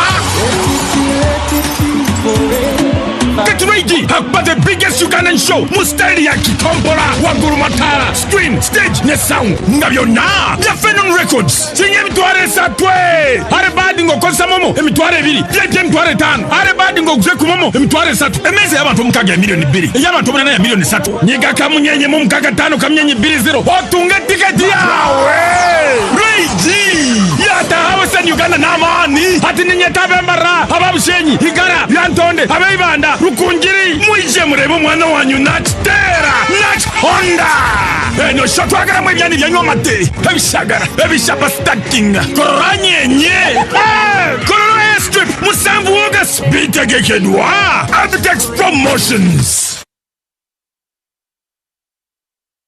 Too many ads? Expensive subscription? You deserve better. And artists, thousands of plays, but nothing to show for it. This ends now. Introducing Yugatunes, the new home of your favorite music on Afro Mobile. Listeners, stream your favorite songs ad-free at no cost. Artists, earn from every stream. Withdraw your royalties anytime from as low as 20,000 Uganda shillings. This is music that pays off. This is music that belongs to you. Yugatunes, your sound, your stage, your reward. Experience the ultimate in bathing luxury with Lanzo Luxury Bathing Soap. Choose from a variety of refreshing types, including menthol, antibacterial, ice cool, blueberry, coconut, and raspberry. Each one promises an upper-world, refreshing feel that redefines your experience with bathing. Lanzo Luxury Bathing Soap, the ultimate refreshing feel. Distributed by Chopper General Enterprises, located at shop number 3, Rafik Building, Chikuba, Kampala. You can find Lanzo Luxury Bathing Soap in shops and supermarkets nearby.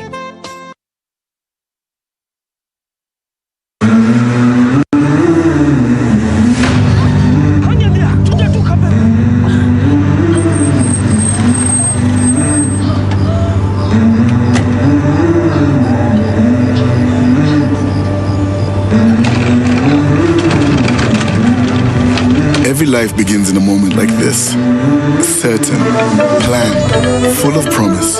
For us, it's a bold ambition to make lives better.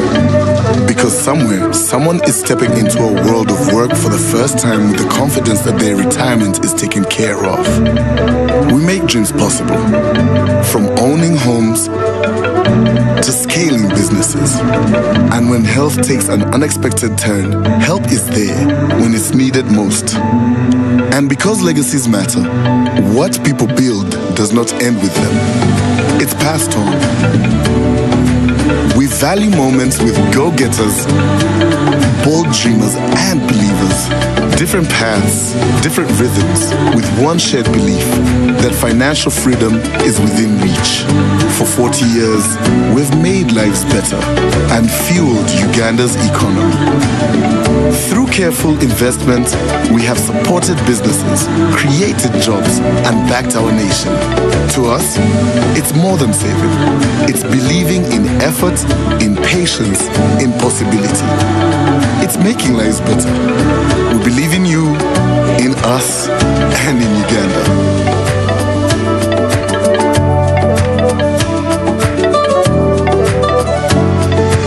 NSSF, 40 years of making lives better.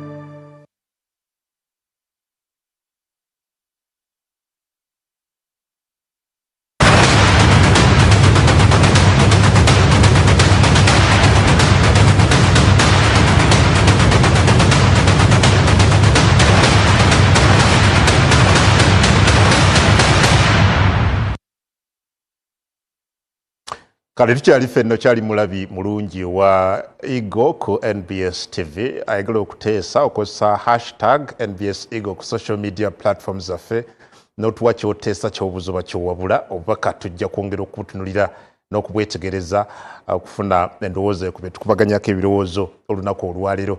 Well, ng'ennaku z'omwezi 28 omwezi guno tujja kuba tulonda bukiiko rather ssentebe w'ekyalo oba local council etandikibwako kw'ossa n'ennaku z'omwezi nga 10 omwezi ogujja ogw'omunaana tujja kuba tugenze ku miruka naye nga kibuuzo kye tubuuza nti newankubadde akakiiko k'ebyokulonda okusinza ku nteekateeka namutaayi kagikatuwa activities ez'enjawulo zize zigenda mu maaso mu kweteekerateekera akalulu kano.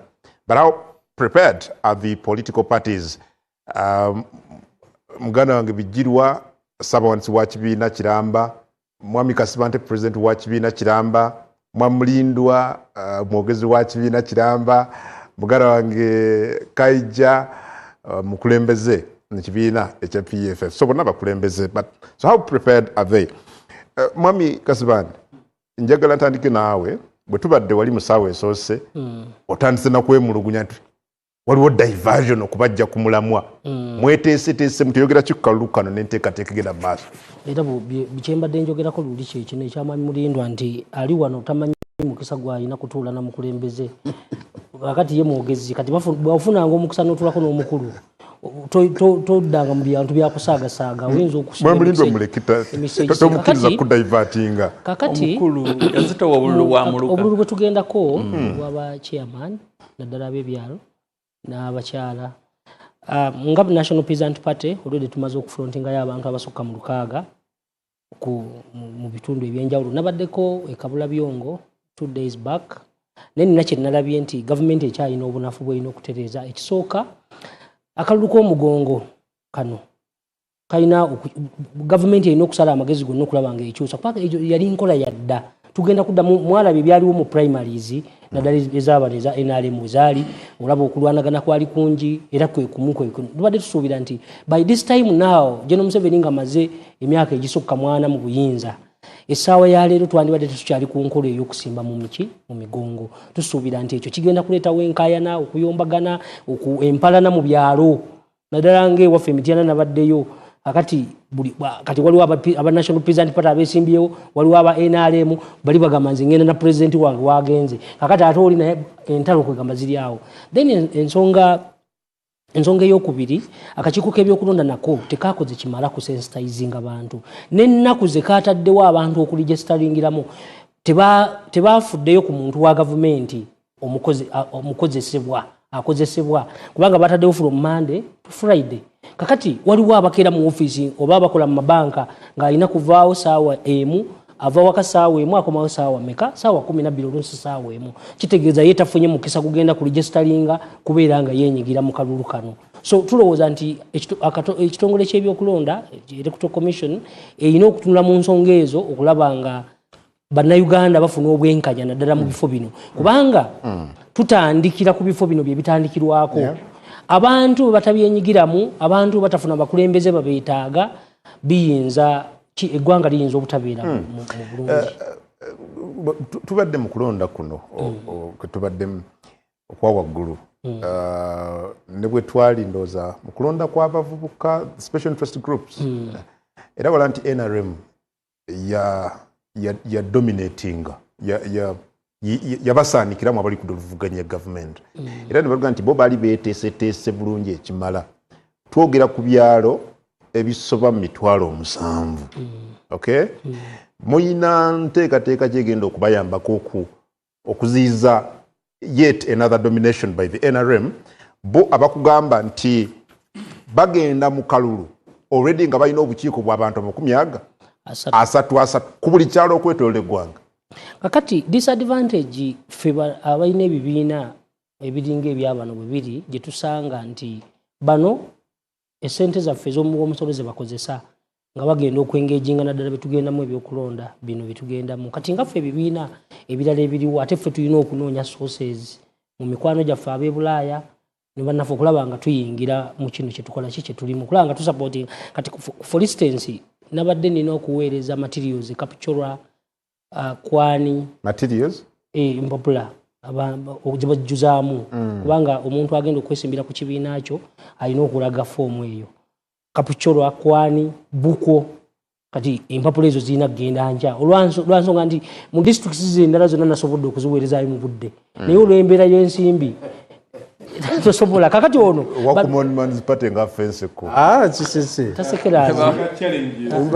alaga okusomozebwa okuli mu kutambuza empapula.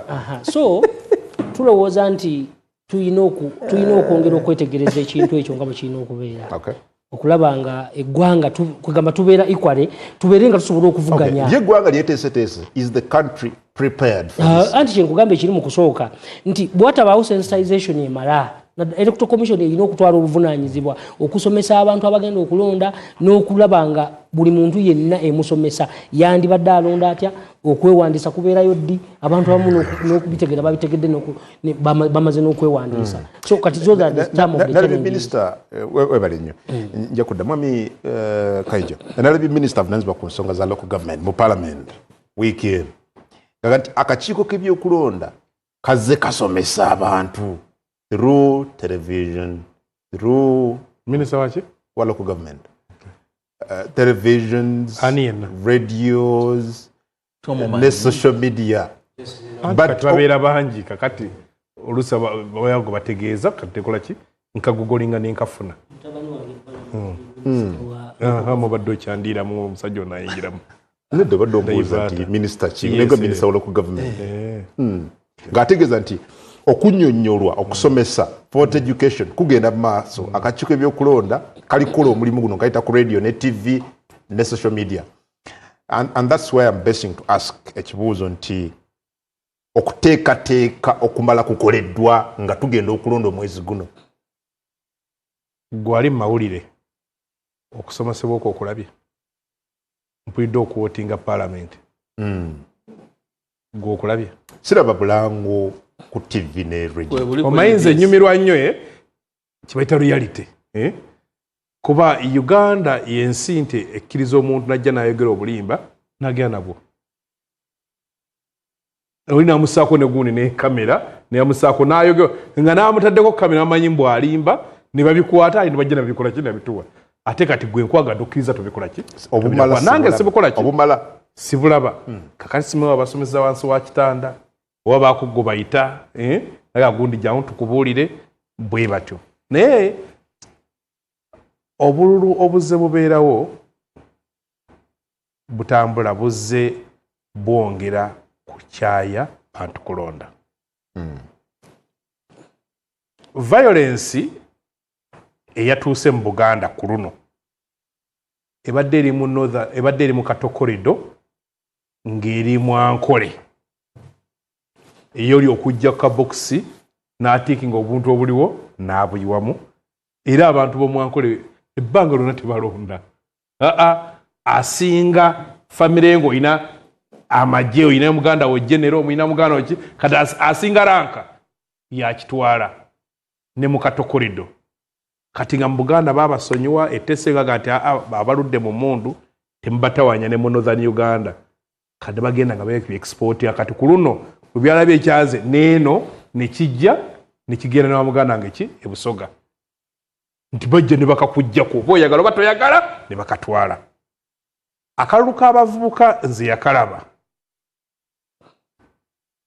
bakifeesinga sagala kwaita bakifeesi abavubuka bali vulnerable bitukumidde mu bwavu kuba abantu bali deliberate abakumidde mu bwavu kandi bajjalaga nti waliwo ekyejaji kyebiri ebiri buli omu ne abassa mu butaxi ne babuyewa wano ne bagobawo abaliwo ne basimba layini alondesa n'akola ki n'akikola era kibagenda okukola already goli pessimistic not pessimistic tegeeza ndi mu kukijja mu bwongo waliwo bawambe bannaffe abali mu NRM abatajimirwa nsigi baba bagira bensigi eraga nga nabo kigenda babeerera kizibu tuli mu kulita buse bakakala okimanyi nti abasajja kiba planninga kuleeta abavubuka nga bakyoga nti oli ambuza nti walaba ekyali mu kaluka abavubuka so nti ebitundu byonna ebiri mu urban areas bwe baagala okikola kyova olaba bakozeewo engeri tibagambye nga mwami Kasiba nti bwagezaga nti mu weekdays nga bannayuganda bakeera kunoonya muwogo mubagaye batandika kukola ki okuwandiisiza si ku Saturday si ku Sunday ngola lwali eka kakati bagaye mbwe ekyo kyawedde enkyange era bagenza okukola bagendera omugendo okukebera ki enkalala kakati bajje bakuteeke mu kalulu aka line maama wange ali myaka 7 plus mwagenda kusimba line eyo ng'eriko abavubuka ng'akalaca kakoze ki kaze balonda nakusimba anti kubanga abeera magye bapange babeera basasule era omanyi kyekaleeta mbyabirano ku NBS nga bebikonde ebiyitirivu ebitebitu nti kanaakalo tebaakateekawo kayambe kakati ba incumbent abasinga b'NRM ayina n'akutunuulira gwejjuka chairman bwe yakuyamba yes babeera wa vigilante kanaaba ne basiima ewaffe ewaliyo akalulu nga baganda ba chairman tebagala mulonda nebakale singa mwalala ne kagenda mu bokisi naye bw'otagisimbako n'abeekyera bakulaba bulala nga balaba takoze eki tasaanidde ng'ensi ekula eno sigitwalira otodola abantu bo bategeera akalulu ako mugaso gwabwe kigigali naye nga nja kugamba abantu bangi tebasobodde kwewandiisa n'abala beewandiisizza ne bakati ogenda okasimba mulayini ng'ekibiina kya PFF no mu mbeera gye tulimu tugezezzaako okulaba nti tuyita mu structure zaffe okubategeeza one twabategeeza okunoonya ba candidates ekyokubiri okulaba nga bagenda ne beewandiisa n'okugumya abantu kwagamba kati abasajja abatukuba luli tebajja ne batukuba mbola abatukuba nga n'akapapula tebamanyi gwentiikinga nali enansana mwami Lwangasi ye RCC deputy RDC najja n'abasirikale nga jjaga aba agent mpaki mpa register nenge etteeka likkiriza omuntu okubeera ki ne register omwana n'agimuwa kakati abantu abafaanagana bwe batyo nengenda waliwo wayita naseeke nenzija amagye ne gajja droli neeyiika negoba buli omu si polling officer ne ba police constables ne bagaba bakole ki bafulumi nengenda ku nansana ku St. Joseph's nga is the same thing abavuka be ne bayorako babiri gayina atulale mutunia bwenti ngeno mulanga akulaga nti face gy'omulaze alumiddwa ne naakulaga mbuli ettooke lyalina okukola ki okukola kakati awo twali muka mu box kakati tugenda mukano naye nga kyendowooza naffe balina ekintu kye bazimba simawo balina kye baagala okulaba simawo batamanyi wajje tulaga naye nga si mawulire malungi but nenze ngenda wamwe Mulinda bo badeployinze dda ttiimu zaabwe omuli ne ssentebe wa kiiko ebyokulonda kulemberamu enteekateeka nedda kati problem gy'oliko mugana enkungu kyotaya kubulya abantu teri kibiina kyoyita NRM eri state gy'odiringa nayo disa abirimu pisa abirimu poliisi ebirimu RDC mwali akakiiko k'ebyokulonda ki bano bo ne batuula eka ne badda eka gw'okimanyi nti majority y'abantu b'NRM abaawangula wano teyina yalinda mu kifo kyakubiri Mwamulinda gira mwawo kati era kali Mulindo agenda Luweero ojja kuwulira ekinaava Luweero bano abakulu baboogera bamusindise Luweero kyakola agende wabukutereeza mwana Kayija nze ne mwami Kayija tusula ku kyalo kimu ssentebe Luweero C1 Elias Mugalu wa NRM era nkakasa nti naye amuwagira era nkusaba bwobadde tomuwagira tumuwa akalulu naye tusula ku kyalo kitya kimu naye era agenda gwe twagala tusabe nti abantu bamuwa akalulu akomewo atukulembere kuba atukulembedde bulungi simanyi oba poliisi yamuleeta oba diso oba yiso oba bikinga bwadde agamba naye yonvuddeyo ono ye mukulu Kasiba nti kyemwagaddeko ye ku 7,200 ebyala ayagalako 600 which is not even 1,000 kati these are the people we are dealing with tugenda mu kalulu bwe tumala okuwangula wagambye 600 for now ati okulonda kusembere bwe tunamala okuwangula nga batandika otunenya naye ekizibu kya naye linda ku kino abakulu bano baga nti ndi omwana baatiikinga byatandika simanyi kati tuleese solution ya ballot staffing ya kusimba mugongo mugiwagire naye akubulidde nti abantu bagenda ku empalana zigenda kusukka kwesika ebitogi oyina wulira Mwamulindo oyina omukadde w'emyaka 6 myaka 7 oyina omuvubuka w'emyaka 2 kati bano kinatambula kitya kyakugamba nakabaddemu ekyalo bakiyita Nkumba Bukolwa Entebbe eyo nga balonda okulipuleesika kuba twasoose n'okujjuza ebifo abantu baffe gye batali twakikoze ku Friday mu Uganda yonna kuba waliwo be twakwasa fulaga ne bafa abalala oba baagewuka ne batuvaamu abalala tebakyayagala oba ebiringa ng'ebyo naye ginabadde abavubuka ne babawo nga bakuba olwali naye era oweno n'abawangula nakyo yembeera esoboka kakati ffe nze kyendowooza ekyetaaga ennyo okukwatako abantu tebasomeseddwa kimala abantu basomeseddwa era mu kyalo bamanyi electoral commission of course erinamu obunafu ya luzungu nnyo oluzungu lungi mu electoral commission antiru nga tutegedde oluzungu lulina okukendera oluzungu lungi nnyo awo waggulu awo naye abantu babasomesezza era abantu bamanyi ekyokukola ffe twalonda bafulaga bearers baffe dda bano bannaffe abamuloza bakyabanoonya naye nze gali tubali tujjuza bifo byawo abafunye obuzibu ne tukimala kati okutandika ekyanga 11 okutuuka nga 14 twatandise leero gyo 11 paka 14 tugenda kuba tukola endorsement gwe eyakutte fulaga yaffe otekukuba n'ekiwandiiko kyojja okutwala mu electoral commission okuwandiisibwa nekyo gyala weetegereze nti gweyagala obwa chairman ku kyalo nammwe women councils ku byalo ne ku parishes ebbaluwa zammwe zigenda kukonebwako NRM registra w'okumuluka ekyo gyala otegeere twala ebbaluwayo gyeri bwetebeeko ekyo n'ogenda mu electoral commission tebajja kukuwandiisa ekyokubiri women councils kumuluka abagala okwesimbawo ku women councils parish registra wa NRM era yajja okukukonerako kakasa nti gwe fulaga bearer waffe women councils ku magombolola mwate si registra kugombolola wabula chairperson wa NRM kugombolola yalina stamp ekonerako ate women councils ku district mwe district chairperson wa NRM yajja okukukonerako abajja ku national secretary general yajja okubakonerako women councils enteekateeka yaffe gyeri kati 15 paka 19 mukimanyize nomination za isi eyeggwanga 22 tugenda kukola baraza mu Uganda yonna buli kyalo kigenda kutuula abe NRM tugenda kukola kinga 22 abantu bano betunaba tumaze okuwa amabaluwa for women councils ku byalo ne ssentebe wa LC1 flag bearer waffe bajje boogereko gye muli tuyoke tugende nga 23 tulonde council z'abakyala genteekateeke nga 28 tugende twenyige mukabali akakyamani w'ekyalo naye tumulonde lwekyo enteekateeka eyo gyalamu abe naale mugigobere tuve ku bino gwanja kujja wano ntuule tewali kuba nalina nteekateeka gye nkusomedde naye kakati onajja kugaa nti abapoliisi babirimu abayagala ffe tukubuulire ebyaffe byetugenda okukola ate kakati birimu kyamaki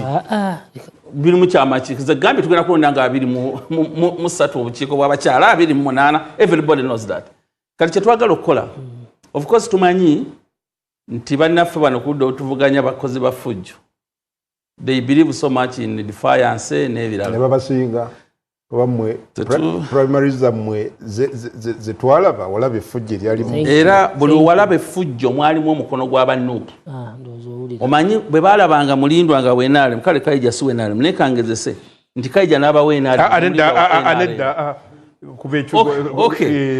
singa wabaawo omusajja akufaanana nga weenaalemu singa wabaawo omulala kale nga weenaalemu nange ne bamanya nti mulindwa w'amaanyi ab'opposition ne bajja ne bawagira omunafu kati ate abamu abali mu sisitimu yaffe olw'okuba nabo baba tebaagala mulindwa ne bayingiza amannya mu register eyo lyeffujjo lye mwasinga okulaba naye mu kalulu kano mugenda kulaba ebintu bigenda kutambula bulungi nnyo njagala ebyalo byange 2 kwenva ekakabala mwami kavulu Steven mumpeera akalulu wa NRM ne Naluvule mwami mugalu Elias mumpeera akalulu wa NRM mwami Bigira omukulu omuwulidde mu NRM baleka bamaliridde okuddamu okunyweza obukiiko bw'ebyalo buno ne parishes mwe muli kuki kakati wali bweru ekisookera ddala oteekwa okwekizamininga significance ya office ya LC1 office nkulu nnyo kati bwetwogerera nkulu nnyo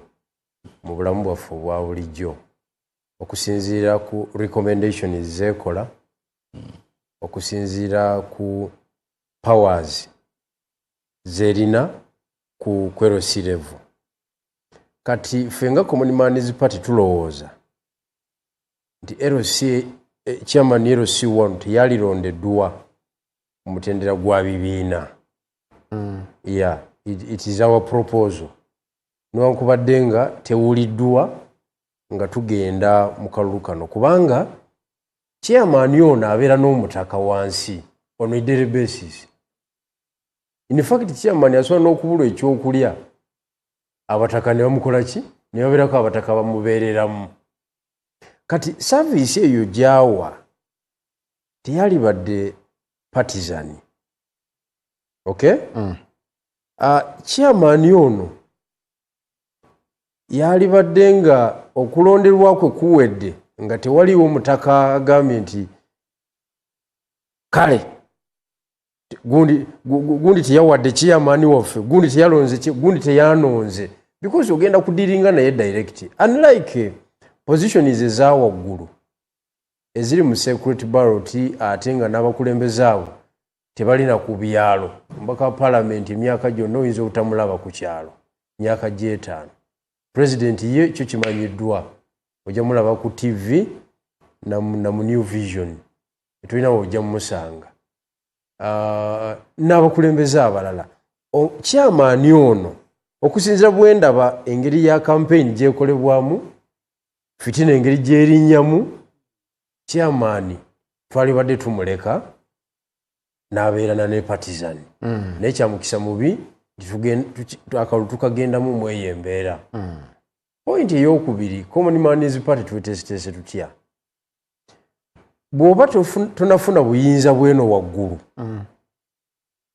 tosobola kuwamba wansi nasobola kufuna eno waggulu ne bw'okola otya wansi tosobola kuwamba admission nti NRM akalu yakamaze dda anti lindako nkyakuwa ensonga yange eneteekateeka zaffe amaanyi gaffe gonna n'obukodyo ne science okubaza okusekeeterera n'okukola ki n'enkwe zonna tubadde tuzitadde waggulu eno alindako gavumenti lweneegwa tomanya muzitaddeyo nezitakola ffe enkwe zaffe zonna ziri waggulu okusekeeterera ne General Yoweri Kaguta Museveni olwaleero yasooka kuwamba waggulu n'alyoka azimba wansi era bwe yagezaako okujja mu kalulu bw'ati nga talina waggulu teyafuna era kwolwo yalayira n'agamba alibeera mwana wa mwana alinda banzizemu okwetaba mu kalulu nga sinza akategese ekyo kitegeeza ki nti yasooka kuwamba waggulu njagala okutegeeza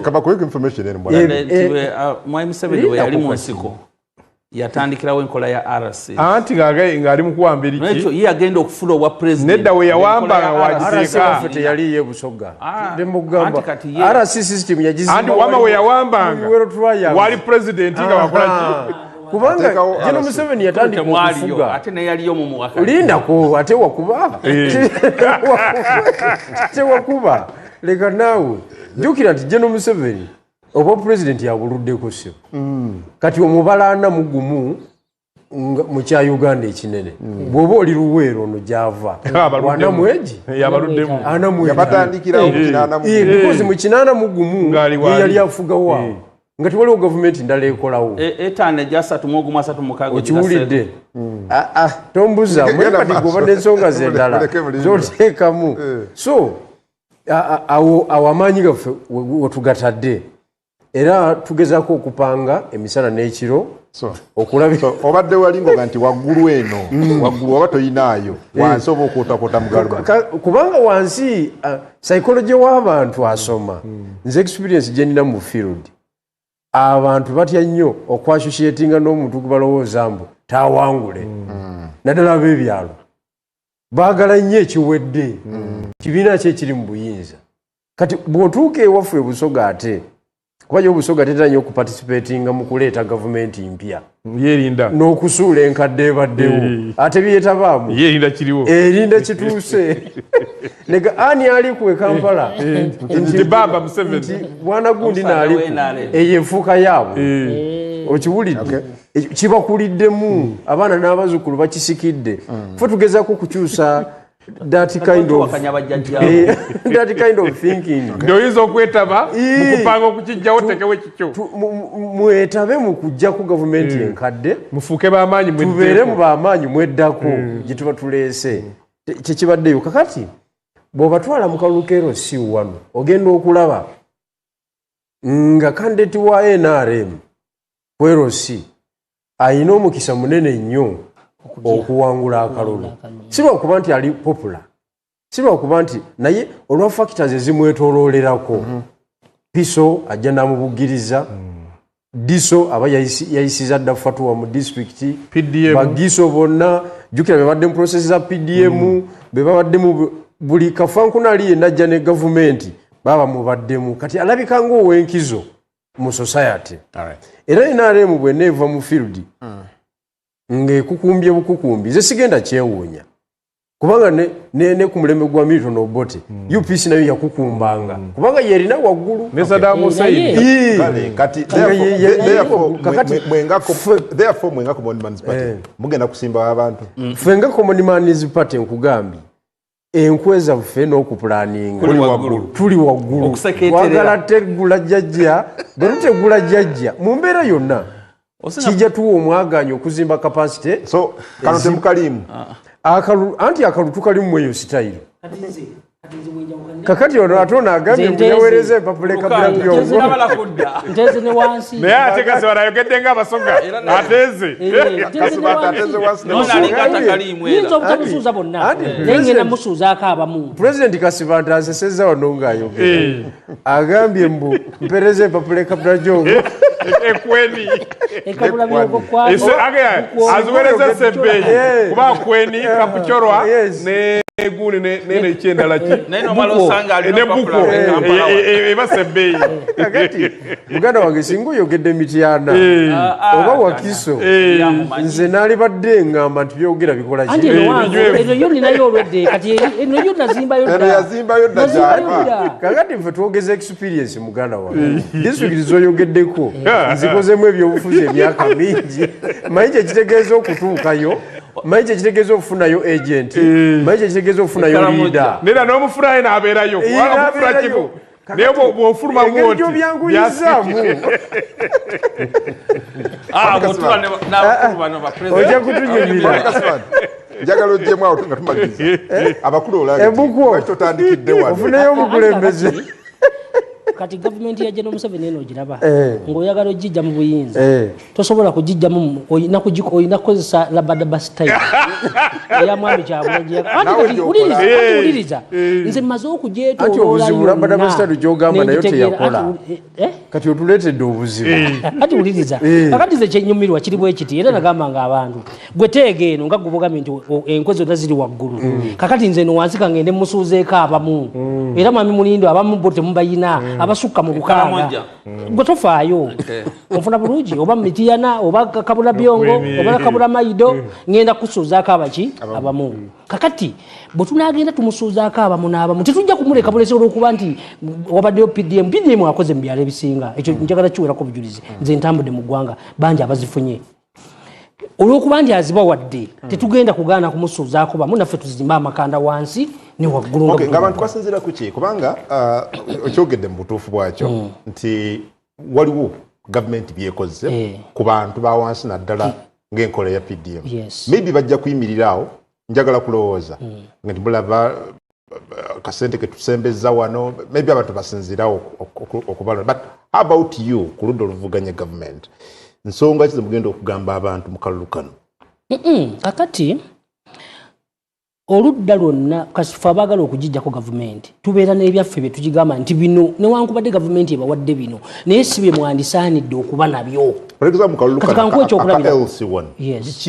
biki ebibyo kati nina ebyalo byenkugamba kati district zembadde nkugamba nosanga nga tezirina boreholes amazzi nga tebayina waliyo eyo mu Teso region gye nasanga nga abantu bakaaba babanja ente zaabwe ze baba babbako General Museveni ze yababbako njogera nze ndali mu field ogamba mu lutalo agenze bagamba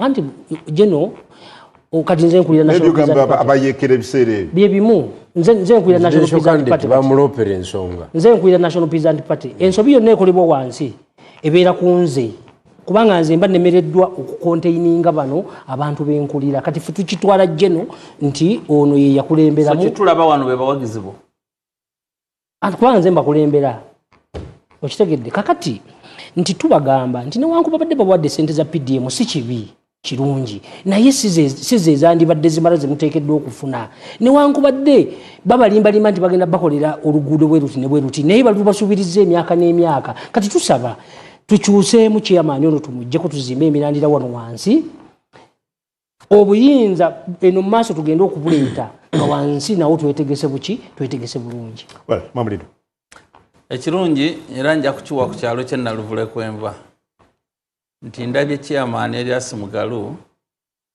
ng'aweereza abantu tabasosola mu ndowooza za byabufuzi naye nga wa NRM era wa NRM njagalamu abagenda abanoonya obululu bawagizi baffe aba NRM kubanga mulabye wano nti tukkaanya nti chairman omulungi yandibadde wa NRM abantu bonna mubaweereze kyenkanya era mwogere ebigambo ebigatta abantu ebitabatemamu kubanga luli singa twali tusoose kulonda ero si wana abantu bandigambye tomanya ne president ayinza okukyuka naye kati ng'olina gavumenti eriwo nga civilian general Bijirwa bw'ayogedde nga waggulu olina omutwe ng'okimanyi nti president Yoweri Museveni NRM yekulemberayo kyandibadde kirungi abamu bwe tubyogera nga bagamba kyogamba buli awali omukulembeze wa NRM tubitambudde bulungi naye biba birungiko okusinga we batali nakyo tukwase abantu bano obuyinza wansi tukole nabo bulungi nga tebatusosolamu PDM ze yamwongeza abali mu bitundu by'ebibuga mugenda milioni 3 ebyalo bigenze mu 2 abakulembeze mu 15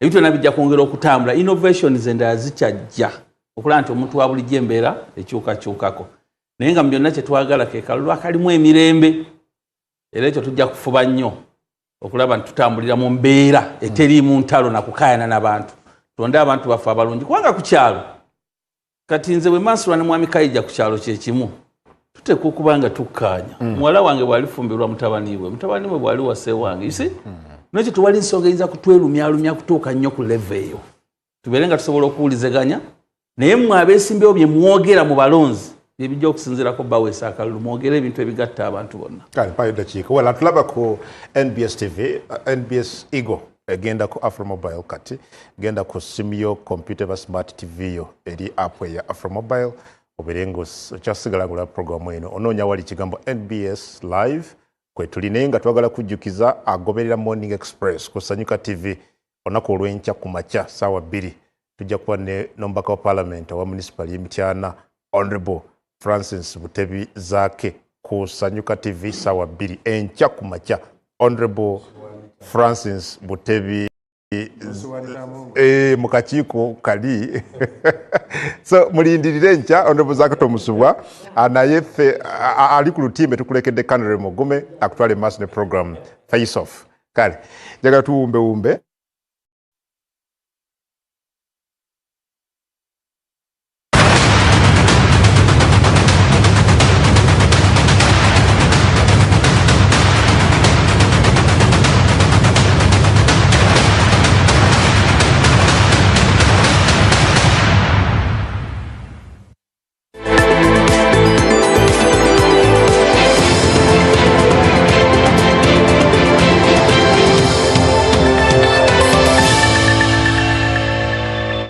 Uganda has just freshly come out of an election, 2026, that saw members of parliament, the president, and other leaders at local government being elected.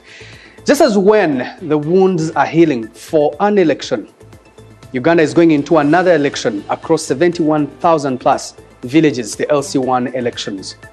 Has Uganda learned anything from the past, even from the recently concluded elections? My guest tonight is the chairperson of the Electoral Commission, Justice Simon Byawakama. Thank you for joining us on NBS Face Off. Thank you, Kanare. Good evening, viewers. Give me one word to describe the 2026 elections that we've just concluded. They were successful. What is your measure of success? One, that polling took place in all the polling stations across the country. The voters were willing to come and express themselves and exercise their constitutional rights. We are given an opportunity to do so. The candidates who had offered themselves and on the ballot papers were able to be voted for, right from the office of the president, members of parliament, leaders of the various positions at local government level. And as we talk now, a new government is in office. So the elections were successful. At what cost? At what cost? Well, elections are quite expensive, as you know that. Democracy is not cheap, particularly in the Ugandan context, where the general elections comprises of various elective positions. You have, for example, the presidential elections, which is one position.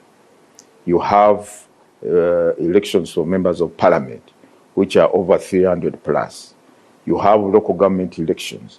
You have special interest groups elections, right from the village level up to the national level. So elections in Uganda, but in the most parts of the world, are quite expensive. That is a given. Expensive financially, yes. Yes. Because we have so many elective positions, over 2 million in Yes. 2026, over 2 million elective positions. Yes. Financially expensive, yes. But otherwise, it's also been extremely costly on the minds of the people. Politically, it has cost them. Well, I don't know. And many of them have the Electoral Commission to blame. I don't know how to quantify or qualify that kind of cost you're talking about. But what I know, that under Article 1 of the Constitution, the power belongs to the people of Uganda. And they have a right to express this power by choosing leaders of their choice in a free and fair election, which did take place. Obviously, in any election, there are those who lose, those who are happy, and those who don't get happy. You will expect that in any election. But by and large, the question is, at what stage is the country after this election? Because we have seen in some countries, after an election, the country erupts into violence, chaos, and mayhem. But in the case of Uganda, we have stability, so to speak. So that's why I say that even in the terms of cost on the, should we say, the human psyche, I think it was a successful election. Those who are not satisfied, fortunately, they have taken the right course. They have taken the right course by going to the courts of law. We wait to hear how the courts are going to handle these petitions and determine the fate of those who have taken the petitions to court. For a very long time, I've been meaning to ask this question. Yes. Whether your task is just completing the electoral process or having an election that every Ugandan is proud of. Yeah, definitely. You see, the two must go hand in hand. You must complete an election in line with Article 61, Clause 2 of the Constitution, because that article is very specific and unambiguous. It says the Electoral Commission shall hold general elections for presidential, parliamentary, local government in the first 30 days of the remaining 122 days of the expiry of the term of office. So that one is very, very critical. You must hold those elections within that timeline. And therefore, holding an election, that one is a constitutional requirement. 2, you must hold an election that is free and fair. What is a free and fair election? It is not defined anywhere in the Constitution or any act of Parliament. It's the courts which have tried to define what a free and fair election is. It is a sum total of so many components. One, the candidates must be identified. Did we have candidates in 2026? Yes. Do we always have candidates in our elections in Uganda? Yes. Secondly, the voters, the eligible voters, must be given an opportunity to register and to vote from polling stations of their choice. Did we do that? Yes, we did. Thirdly, the political parties must be given space to identify their flag bearers, which was done. Even the independent candidates, those who are not vying for any who do not belong to any political party, must be given an opportunity also to contest. Then, were the voters given opportunity to hear their candidates through the campaigns? That was done. Did the security people play their role in ensuring law and order was upheld or maintained? Yes. Did the Electoral Commission execute their mandate in line with what is required of them under the law?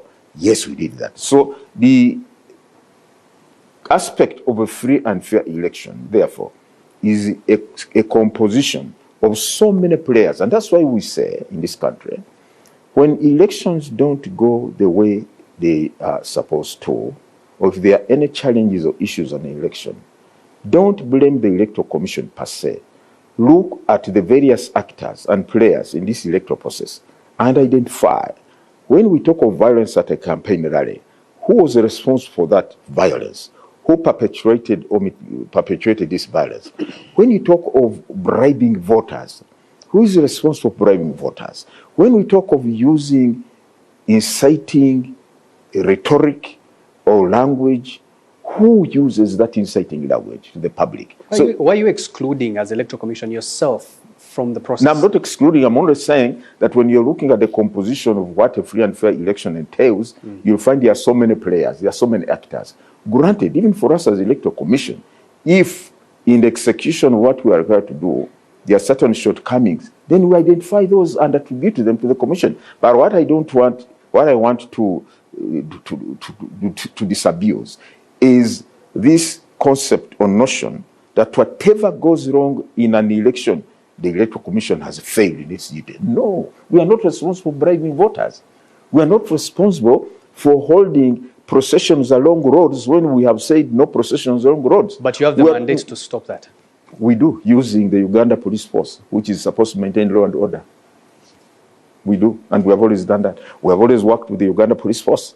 We have always pointed out to them what their expected role in this electoral process is and how they should go about it, and therefore we should ensure that at the end of it all, this country must remain stable, must remain peaceful, because an election comes and goes, but the people of Uganda and the activities that they do, which are so important to themselves, will remain.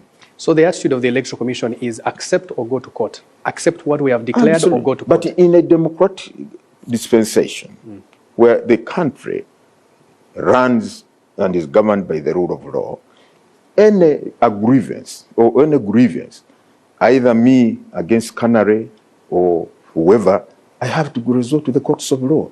Even an election, that's why the laws are very clear. They are quite explicit that in the event one is not satisfied with the outcome of an electoral process, go to the courts of law. And I want to commend all those who have gone to the courts of law. You have done well. That's what we should do. But you know, as Electoral Commission, you're party to each and every petition. Oh yeah, but you see, Canary, if you look at actually some of these grounds, you wonder how did the Electoral Commission, what wrong the Electoral Commission do in this instance? For instance, some of the grounds are bribery of voters. What role does the Electoral Commission play in bribery of voters? The other one is lack of academic qualifications. What role does the EC play in this person having qualifications which are shoddy or shambolic? Or the other one is maybe the Electoral Commission did not conduct the elections in accordance with the law. Then what aspect of the law did the Electoral Commission not comply with? Because the thinking is when there are reported arbitrary arrests, when there are reported intimidation and all the concerns, that the Electoral Commission is expected to step up and say, enough is enough, this is what an election should look like. Well, it depends at what... So the silence of the Electoral Commission sometimes is questionable. No, Canary, you see, whatever step the Electoral Commission takes, whatever action it initiates, it must be grounded in the law. What the law does not permit us or empower us to do, we cannot do it. For instance, at what stage is a complaint being raised by a candidate or any voter? So that one is very important, because the Constitution says that the Electoral Commission shall entertain any complaint about an alleged irregularity concerning any electoral process before and during polling. After polling, after the results have been declared or announced by the Electoral Commission, our hands are tied. And you'll notice there are quite a number of complaints that were raised regarding the polling processes, the results processes, which are outside the domain or the jurisdiction of the Electoral Commission. And the law is very clear. If you are challenging anything after the results have been declared, go to the courts of law. Let's take a break. When we return, LC1 elections, but also Uganda spent billions of shillings on biometric verification machines. What happened? What happened to the investigations into the failure of these machines?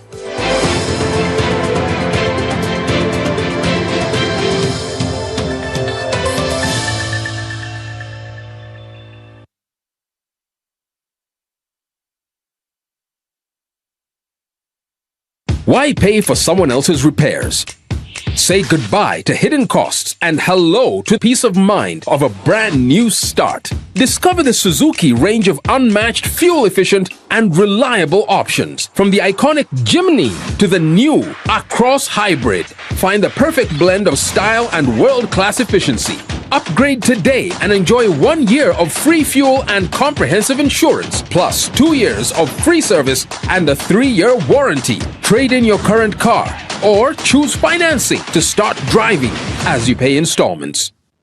Don't wait. Visit the Suzuki showroom today or call 0800-211-033 to get started. Oh no, mumanyi! Omtegera bulungi! King Michael wuyo! Atuuse ku Serena Hotel mu Kampala nga lumu August musojja atumye King Michael Coronation Concert shinze mutwalo 15 emeze y'abantu 8 ya milioni 3. King Michael agenda kuba endongo lukoba ku lukoba hit after hit abulekidwa akabayimbi ba best be bonna ono dancehall star mujja mu mwerabireko alina stamina alina momentum alina style nga lumu August ku Serena Hotel ategekedwa Supremacy Lounge orona wagirwa.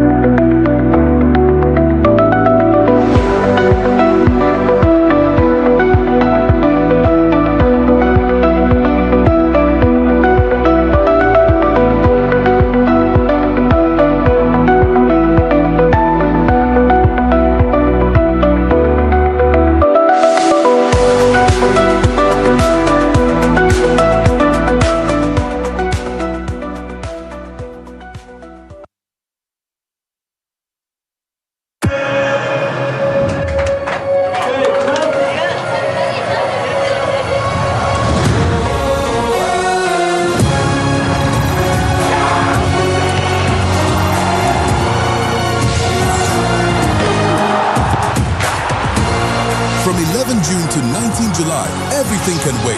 The FIFA World Cup 2026. Catch all 104 matches on 4 dedicated channels, live on SuperSport, only on DSTV.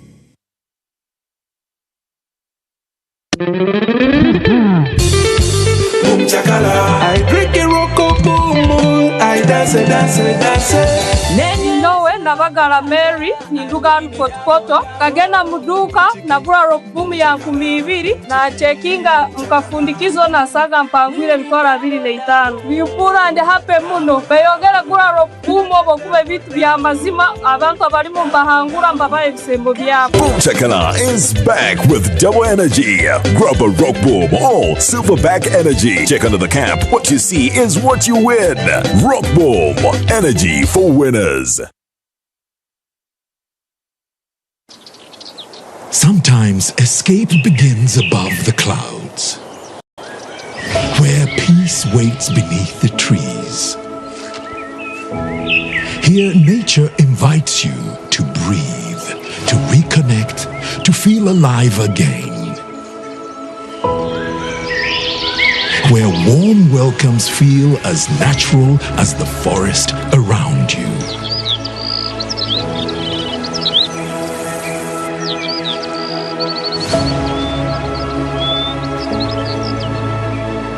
A sanctuary designed for comfort and moments made to flow effortlessly.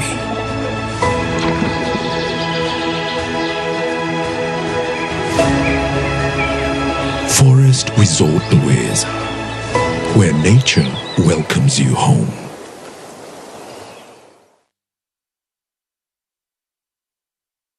Uganda muwulire kitabanga wo clear process ekutuusaako Irene Namatovu atuuse mu Kampala ku Serena Hotel nga 2 mu August musajja atumye strong woman live okuyira emitwalo 10 yedde emitwalo 15 ku gate ale badi emitwalo 10 ate meza ya milioni 3 ticket zitondibwa ku Papa Sport ku John Kala Solutions ne ku Serena Hotel wennyene Irene Namatovu yasinga mu kyabaita authentic Ugandan rhythms enkoya Afro pop egate ngoma ya wano n'ekidongo ono ya Afrima Award winner best female artist mu East Africa choreography ya Irene Namatovu screen stage n'amatala 2 mu August Serena Hotel mwana watu naba mwerekeddeko fogo kalempita bimami bijje the strong woman ebikoze sente z'ekikazi twagala byana byeskoba bimadulo kyoza sente ziwawereza ku simu zabaddemu ekicupuli ky'etaano wereza endala twagidwa KCB Bank Newmans abakola obumpwati Victoria University Euroform Pepsi Mount Caleb International School Bualula Geneva Logistics Afro Mobile Nesanyuka TV.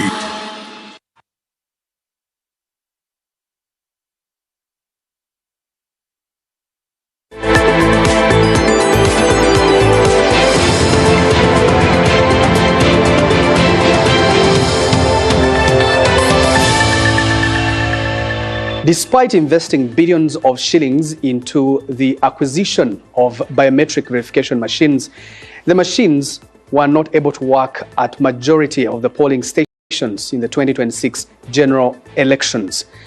Now, this caused long hours of delays and forcing a nationwide switch to the manual voters register. My guest tonight is the Electoral Commission Chairperson, Justice Simon Byawakama, at around midday on polling day. I remember you coming to the media and announcing a switch to a manual use of voters register. It was earlier than midday. Earlier than midday. It was around 9:30. Yeah. Well, on the 15th. What happened? Yeah, on the 15th of January, we expected, or we had planned or programmed to use biometric verification kits at every polling station for purposes of verifying and identifying every voter before he or she is given or issued with a ballot paper. Unfortunately, there was a technical glitch at the last hour or minute. There was a technical glitch in the sense that we are not able to distribute or to send the various codes for each polling station for the use of these biometrics by the operator, and realized that by the time we would be able to firefight and meet this challenge, time would long be gone. And the voters in many areas had come as early as 7 o'clock to cast their votes. Now we had to take a very critical decision.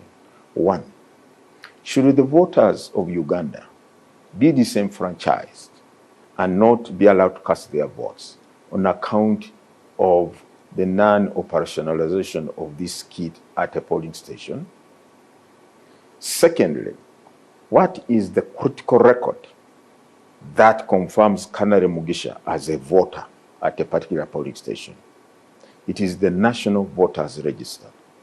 And in our arrangements and preparations, we had distributed the manual registers at every polling station with the names, the colored photos, and the particulars, the NIN number, the voter's number of every voter at that polling station. And mind you, it is the National Voters Register which fed the data on the kit, not the other way around. The kit was meant to facilitate, to ease the process of identifying and verifying a voter at a polling station. So we said, one, every polling station has a register of voters at that polling station. Yes. All the contents of ballot box will be poured on the polythene bag as we normally do before counting takes place. Now, before they start counting each ballot paper, it had to be rescanned. Now, the ballot paper that was scanned at the time of issuance to the voter will be accepted. Success, success, success, success. Any ballot paper which could have been introduced in the ballot box without being scanned at the issuance desk, rejected. I witnessed this myself. I said, Tubamaze, those have been ballot stuffing. And going forward... How did the ballot stuffing happen under the watchful eye of the Election Commission and police constables? But you have some of these bad chaps in our electoral processes. Elections in this country. Some people want to win elections by hook or crook. Some people think there's no tomorrow unless they win elections. So you have about, for example, in Kalanga, we had about 330 polling stations. Granted, we had constables. And mind you, our constables who man these polling stations are not even armed. And that's because of our abundance democracy. We say no weapon should appear at a polling station. It might intimidate or scare voters, especially the vulnerable voters, the elder and so on. But the point is that any attempt at ballot stuffing has been closed off by this biometric machine. The intended purpose of the BVVK machines were for the general election. No, for all elections, By the way... Yeah, but they failed on the general election. I wonder who is responsible. They only failed on the 15th of January for presidential and parliamentary. But in subsequent elections, LOC 5, LOC 3, councillors, we use those machines. And we are saying, watch us, going forward, for every by-election now that we shall be conducting this country, we shall be using that biometric machine. Yeah, but incidentally, these machines are not a one-off purchase. In 2031, God willing, we are going to use the same machines. And this time, we shall have addressed all the lingering issues that affected it or might have emerged during that time. That's why you see in Kalangara, for instance, because we had addressed issues that were prevalent on the 15th of January, they were able to work perfectly well in all the polling stations without any glitch. Who is responsible for this missed opportunity in the general elections of 15th of January? Of course, the Electoral Commission, we accept we plead guilty. Maybe if we should have gone to the confessional booth and say, Father, we sinned, we did not have these machines operate, therefore we ask for forgiveness. What happened to the country? What happened to the forensic audit the president called for? The forensic audit? Yes. On the voting day, the president, who was also a candidate, then said there's going to be a launch of investigations on the failure of these machines. Not privy to what the big man does. He carried out a forensic audit. If he's kind enough to share with me his findings, then I will say, according to forensic audit, this is where the issue was. But for us, we have also carried out our own internal audit, and we know where the problem was. And as I said, we have since taken steps to address that problem, and we have now deployed the kits in the subsequent by-elections we have held successfully. So do you now guarantee that the LC1 elections, BVVK machines will be used and will be properly functioning? Oh, Canary, the LC1 elections, let me say this emphatically, and for avoidance of doubt, we are not going to use the BVVK machines. Why? The register that is going to be used in the village elections is not the National Voters Register or the digital register, which was used in the general elections. The register that we're going to use is the village manually generated the register, which process started yesterday and will continue up to Friday. Justice Biawakamba, hold it right there. We'll pick it up from this break. We want to understand how the National Register is different from the updated register at the local village in the LC1 elections. This is NBS Face Off.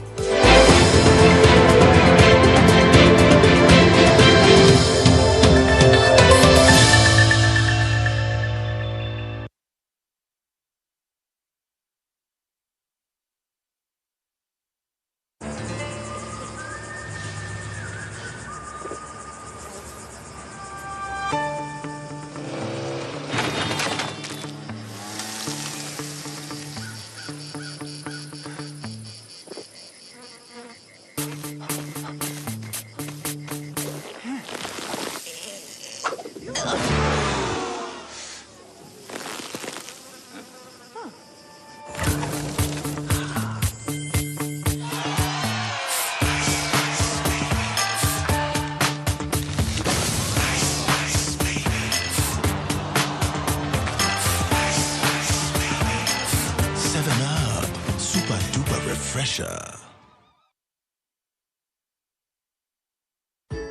Looking for a household cleaner that truly delivers? Meet Appo, the antibacterial cleaning powder for bathrooms and surfaces. Appo is formulated for 3-dimensional cleaning. It's a scouring agent that scrubs off dirt and stains, a germicide that kills 99.9% of household germs, and it works with water to wash everything away, leaving your bathrooms and ceramics hygienic and sparkling clean. Keep up hygiene standards without breaking the budget. Switch to Appo today. Appo is available at supermarkets and convenience stores countrywide.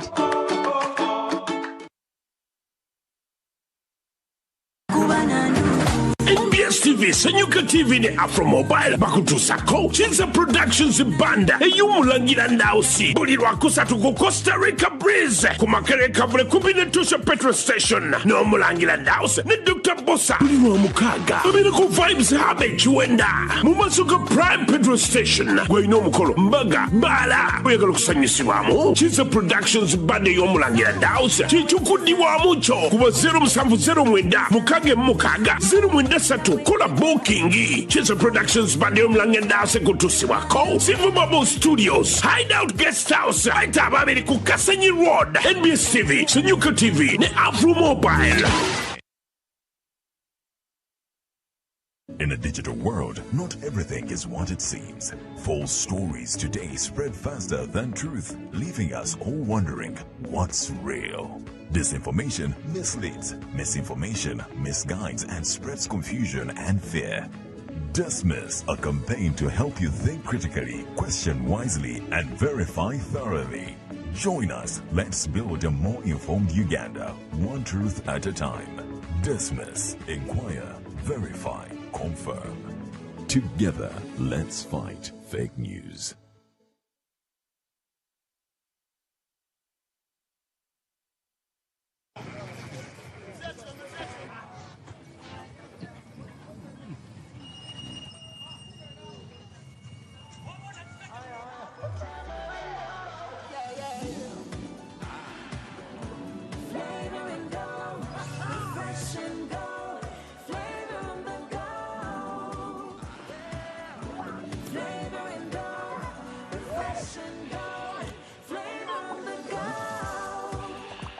Flavor Mukachupa. Test our refreshing, juicy flavors in our 250 ml and 400 ml packs. Splash Kachupa. Flavor Mukachupa.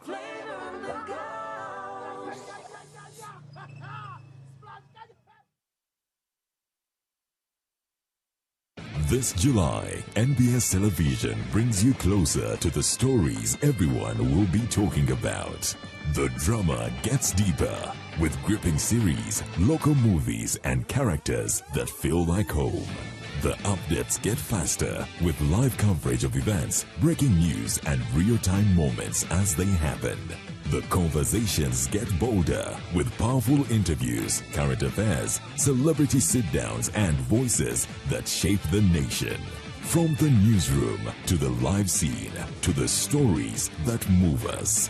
July on NBS Television is fresh, emotional, urgent, and unmissable. NBS. Always.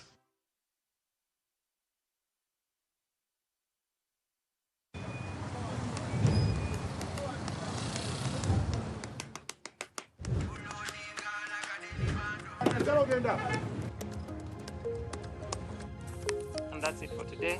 Till the next episode.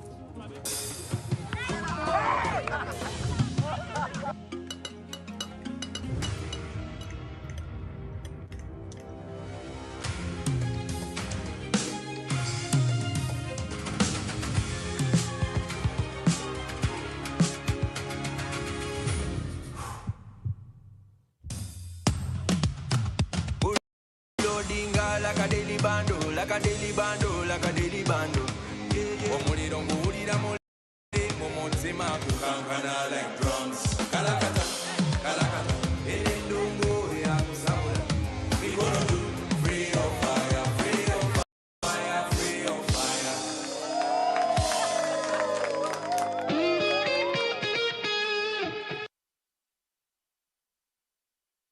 Bana Uganda muwulire kitabanga wo!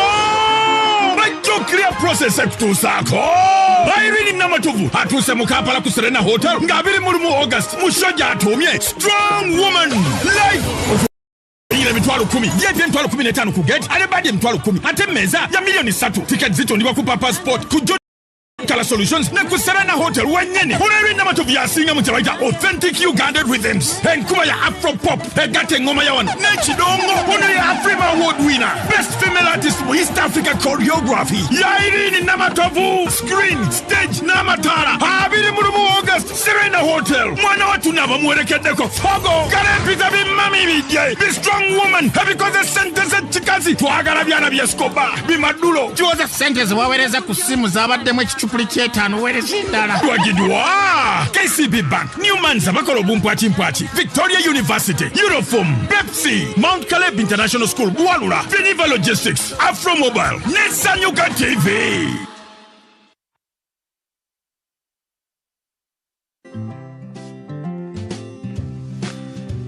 Did you know? Brought to you by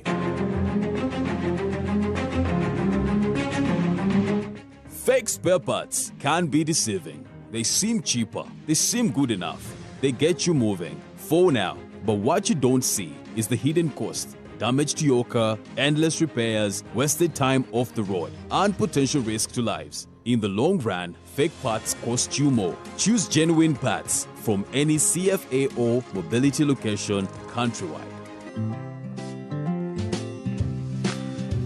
Did you know? Brought to you by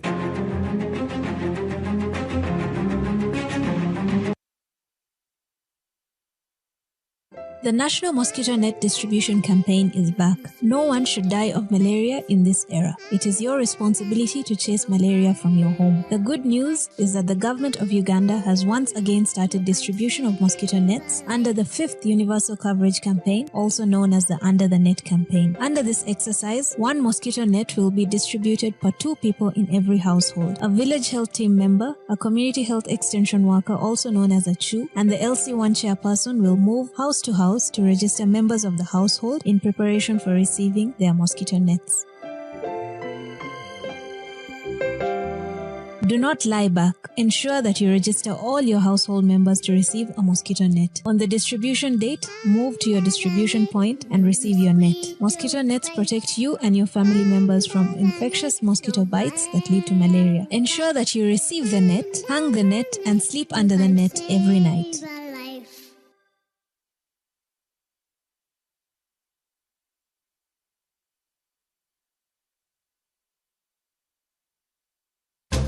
So tasty, delicious, some snacks. Some snacks. So yummy, yummy. Yummy, yummy. Some snacks. It's so my tummy, tummy. Just a grabbing when you're hungry. Some snacks. So yummy, yummy. Hello, boy and girl, come here, son. Uncle Son's got you. Me have some snacks for you. Your man, papa, your granny and your picnic. Well, if I can, the snacks for you. Come pick anything you want. Some snacks for your tummy. Yummy, yummy. Sam's, delivering memorable moments in every household. Hello, Mr. Mukasa. Hello, how are you? I'm okay, sir. Are you the broker? The original one. I was told you have very good rentals. That is right. How many bedrooms do you want? I want 3 bedrooms. Okay, did I tell you of the price? Yes, of course. 500,000. No. This side, the salary went a bit high. Why? Because the paint we use is of good quality. So the place gained the value. Which paint? Global paint. How? For the ceiling, for us we use Global Mat. And for the inside walls, we use Global Silk Vinyl. Okay, tell me about the outside walls. Outside we use Global Weather Coat Emulsion so that the walls don't peel. I'm really impressed. The precision you put while painting, I'm willing to pay any amount. That is true, because here for us quality is paramount and the place becomes humidity. Global Paint, a reliable product.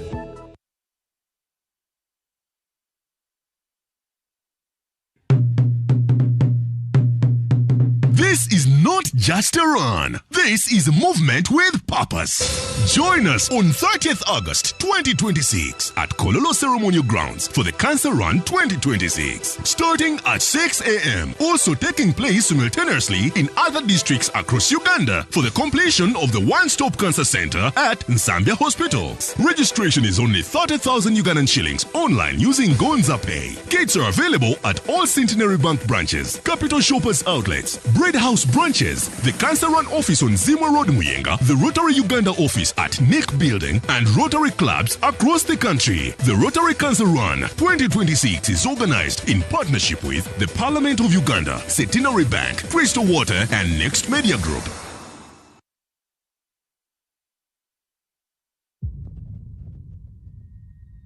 In the time it takes to watch this, the world will change. Most people will not notice. I am going to make sure you do. Right now, machines are learning to think. They are already in your phone,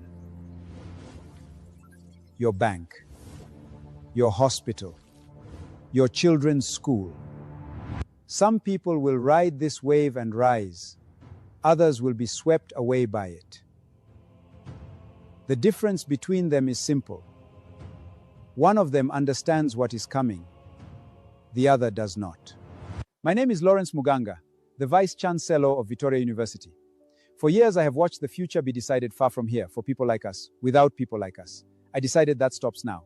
So I wrote everything I know into one book, and on the 13th of July, I am giving it to the world. These are the only two futures left. Which one you get is not decided by luck. It is decided by what you know and when you know it. Everything you need to know is in this book. People fear artificial intelligence. I understand why. But fear will not save you. Understanding will. This book will not tell you to be afraid. It will show you how to lead. If we get this right, this child inherits the greatest century in history. This book is how we get it right. This is not just my book anymore. On the 13th of July, it becomes yours. Wherever you are in the world, you can hold it in your hands.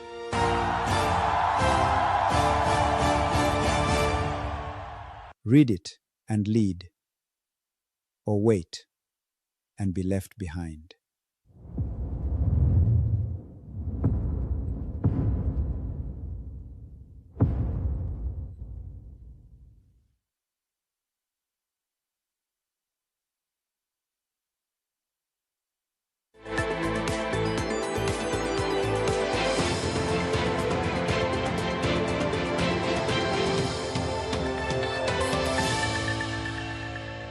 LC1 elections are scheduled here in Uganda at the end of this July across more than 71,000 villages. However, the national register that was used on the 15th of January in the general elections will not be used. There is an updated one.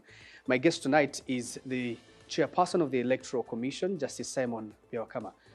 Make that make sense. Yeah. That people who registered from the village that later culminated into a national register, this is not the same register, is not going to be used in the LC1 elections. Well, first of all, the distinction or the difference is a creation of the law. It's the law that says that for the administrative units or village or parish level elections, the Electoral Commission shall generate or prepare or mobilize the village register for residents of that village. Which means, therefore, the register that will be in use is not the National Voters Register. And the criteria is even different. For the National Voters Register, for you to participate in the elections by secret ballot or universal adult suffrage, the law says you can vote at a polling station in the parish of your origin or where you are born or where you reside, of your residence, either of the two. But the criteria for you to get on the register of a village is you must be a resident of that village. You may be born in Fort Portal, Canary, but by all accounts, you're not a resident of your home village.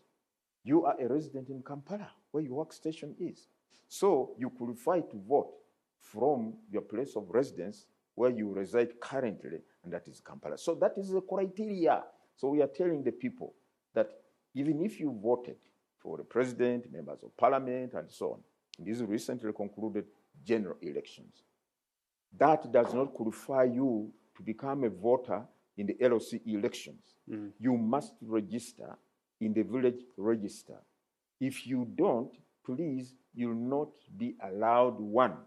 Means to the village election official will sit at that spot and have the register in front of him or her. Kandare Mugisha, or Yabakama Mugen, you will come and say, I want to check on the register for a village. Check. First of all, is my name there? Because I registered to vote from here. Oh, yes, it is.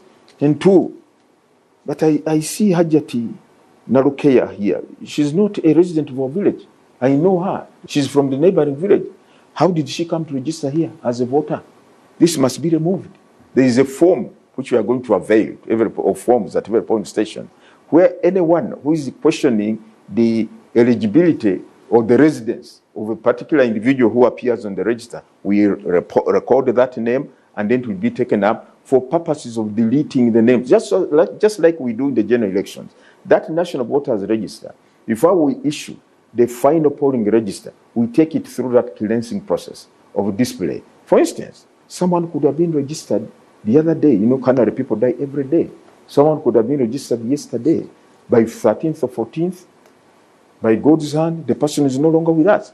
You didn't attend the burial. So you point out that this person, although he or she is registered, but we buried him or her the other day, please, that name must be removed. Then thirdly, you know, we have so many non-citizens in our country. This country is very hospitable. And I thank the people of Uganda for showing Ubuntu, because we accept non-Ugandans to live in our midst. Now, some of them might get excited and get registered. Oh, I'm told some people, actually, there are some, you know, Ugandans. Some people are trying to register people who don't qualify. Maybe they are children, not yet 18 years. Maybe they could be non-citizens. They say, hey, you come and register, then you vote for me. So the purpose of a display is to weed out non-eligible voters. That will going to take place. So the memories of the past election are still fresh in people's minds. Intimidation, a lot of bribery, and all the post-election, disputes. Do you have confidence that people will actually participate in this election? Oh, they are going to. Canada, you wait. Yesterday was day one of the registration process. I saw on some channels, TV channels, in the news, the queues. People are queuing to get registered. People are already, the vibe is already picked up. So to me, the first day is a clear indication that people have embraced these elections enthusiastically. They want to register as much as possible. So I want to believe, going by what we saw in 2018, you remember the elections of 2018 occurred after a long lull of non-elections for these positions, after about 16 years. And there were fears that the manner of elections lining up, that is archaic, that is here disenfranchises some of these vulnerable voters, like women, elderly people. A woman may not feel comfortable voting for not voting for a husband who is also contesting, because this woman knows the administrative capacities of the husband. She may say, I cannot vote for. Will she go online for another candidate? All these things were raised. But on polling day, everybody was amazed. All those pundits who had raised all these concerns and all these issues. So knowing all these controversies and issues that have come up because of lining up, what sort of control mechanisms have you put in place for transparency? Well, first of all, we must sensitize the people. Do the people embrace this process? And look, as I said the other day, these councils, committees are extremely vital in the day-to-day lives of our day-to-day lives. Because let me tell you, whoever you are, however big you are, however high you are, your residence, unless you stay in the skies up there. But if you stay on this earth, you stay in a village. And therefore, the law has said that each village must have an executive committee headed by the chairperson and other members. Okay? And secondly, that is this committee which will sit to deliberate on matters concerning the village. Now, therefore, let everybody come out and participate. And our take is that if you don't register, it means you are not interested in becoming a member of the village council. Because the registers for willing members of the council, of the village. If you don't register, then it means when other people are deliberating on matters concerning your village, your voice will not be heard. And yet Kanare, who is so informed, who is so eloquent, may have some wonderful views to give to his village council, and the people act on that advice or guidance given by Kanare for the good of the village. So that's why we are saying these elections are for you, the people. And second, when you look at the law, if I can go through the functions of these committees, they consider and handle matters concerning your village and you. Okay? Okay, now, sorry, just a quick one, First of all, their role or function to assist in the maintenance of law and order and security. And you know, all of us are concerned about security in our areas. I've seen people saying, look, Fagare, crime in our area is too high. Police, government, come in. The buck starts with you. All right. Let's pick it up from that after this short commercial break. When we return, how independent is the Independent Electoral Commission?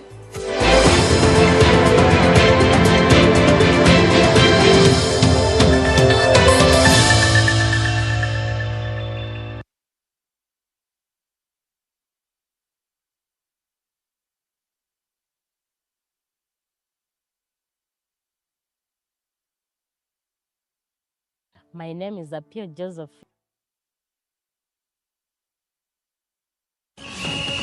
The biggest World Cup Final Fans Festival is here! In Zambia on the 19th of July 2026. Forget about your tiny living room TV. On the final of the World Cup, all roads lead to the Yes Center in Zambia. Yes, will it be Brazil, Argentina, France, or Morocco? Catch all the drama on giant screens with Uganda's top artists, lethal DJs, and non-stop food and drinks. Tickets are selling fast. One match, one nation. Get your ticket now by dialing *165*20# and follow the prompts, or go to Momo Ticketing. Organized by JAK Sports and Pacific Events. Uganda is more connected than ever before. From mobile broadband to digital payments, access is no longer the challenge. But the real question is, how do we turn this connectivity into real opportunity? Introducing the State of the Digital Economy 2026, Uganda's annual digital check on how we go beyond connectivity to jobs, innovation, and economic growth. Across 5 key pillars: human capital, cybersecurity, policy, artificial intelligence, and infrastructure. This is how we build a workforce that creates, unlock digital jobs and income, ensure trust and security, enable smarter policies, and connect Ugandans to global opportunities. Don't just be online, be part of what's next. Partner with us to shape Uganda's digital future.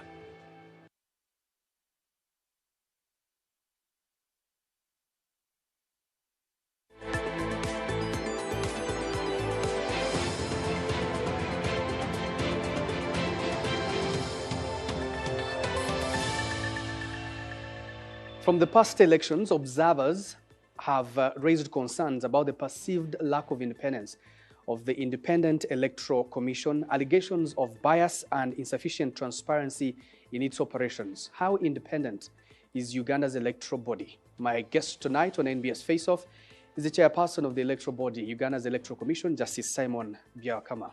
Multiple observer missions, opposition political heads have questioned the independence of the EC. Do these concerns at some point get to you? Do they raise fears inside of you to say, look, maybe in the next election I need to do better as chair of this commission?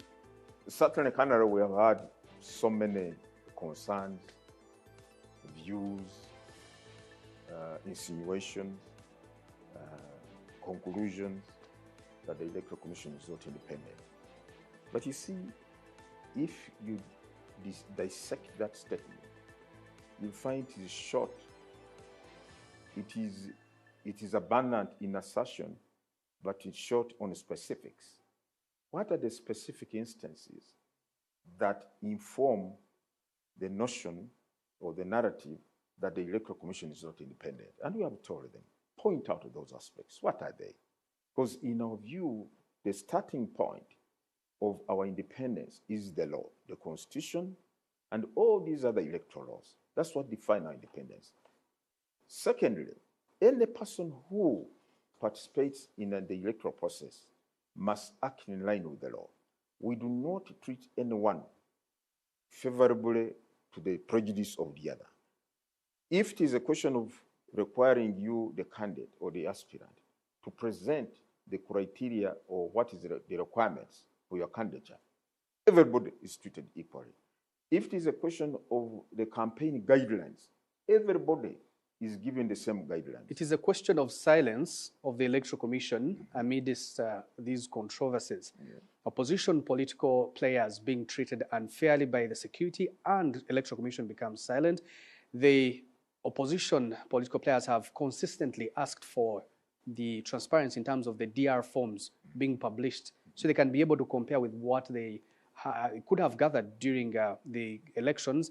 That has not been done. But also, to protect genuine institutional independence of the Commission.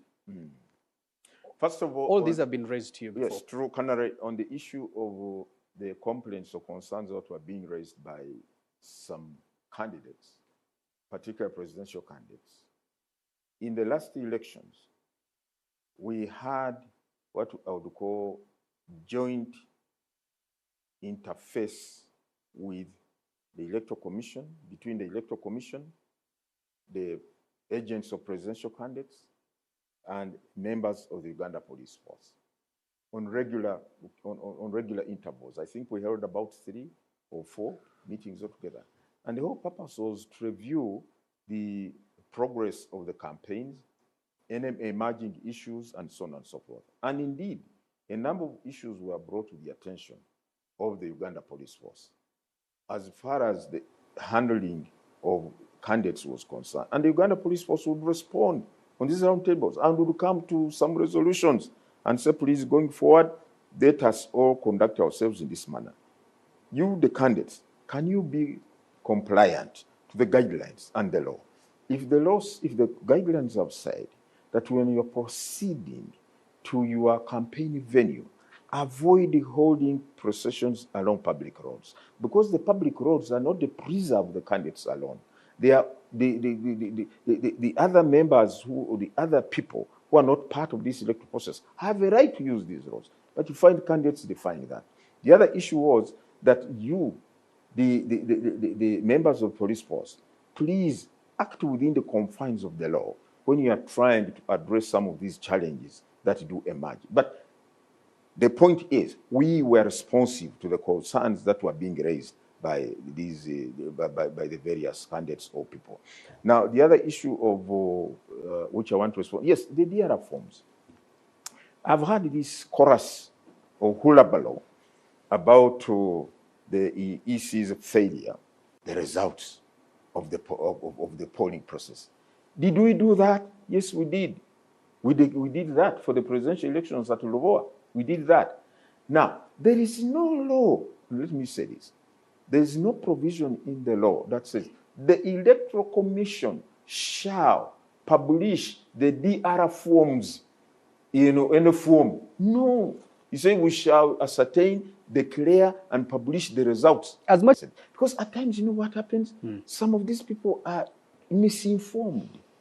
They talk out of, I'm sorry to say, lack of appreciation of the processes that are ingrained in the law. And for us, we are saying as EC, yes, people have said, but in the last elections, you published the results on your website. Why don't you do that again? We are going to do that. Mind you, the law says that 6 months later. Yes. 6 months later. Actually, the law says that the Electoral Commission shall publish the report of the general elections within 6 months. We are still within 6 months because the last round of general elections occurred in February, around 6th February. The 6 months are set to elapse, I think, around August. We are still within time. Okay. So but even then, the report will be tabled in Parliament Yes. I don't know who's going to hold you accountable, but before we conclude this conversation, this election just concluded. Yes. Is this an election you want to put your name on? Is this an election where an opposition candidate campaigns in a bulletproof vest and now he's in exile 6 months later after the election? You know, there was a candidate in 2021 who campaigned Mugurupa without shoes. That was his choice. It was his choice. There are those who campaigned. It was not his choice. It was his choice. I was on Entebbe Road covering that particular nomination. Yes. Shoes fell off. That was quite an assist, would you say? In the process, his shoes fell off. When they fell off, when he was delivered at the nomination venue and was informed, now, here are your shoes. He refused to put them on. Okay. No police officer stole that man's shoes. But then from there, that became his brandy. That became his brandy, no shoes. You want to tell me that gentleman only had one pair of shoes? I don't know. So even if the bullet under you as Electoral Commission, yes, you should be concerned. But you see, the personal, the day-to-day security and safety and the handling activities of presidential, of party presidents or party chairpersons or former presidential candidates is not our work. For us, we handled a presidential candidate. We even gave him a security vehicle. We even gave him the security personnel on the road and at home, 24 hours. We gave him security. So as Electoral Commission, did we act in line with the law as far as the safety and the sanctity of the candidacy of Robert Kyagulanyi is concerned? Yes, we did. Now, what transpired thereafter is not for the Electoral Commission of Anange. It is not for including us. the dismissal of this personal security you handed over to him from the force. That's not us. Okay. Those members of the Uganda Police Force. They were only given to the Electoral Commission for purposes of enabling the Commission to comply with the law, provide security to the candidates. After that, the Uganda Police Force knows what to do with their people. Justice Simon Welcome. It's been a pleasure having you on NBS Face Off. Thank you, That's all we had for you this Sunday. Till next weekend, good evening.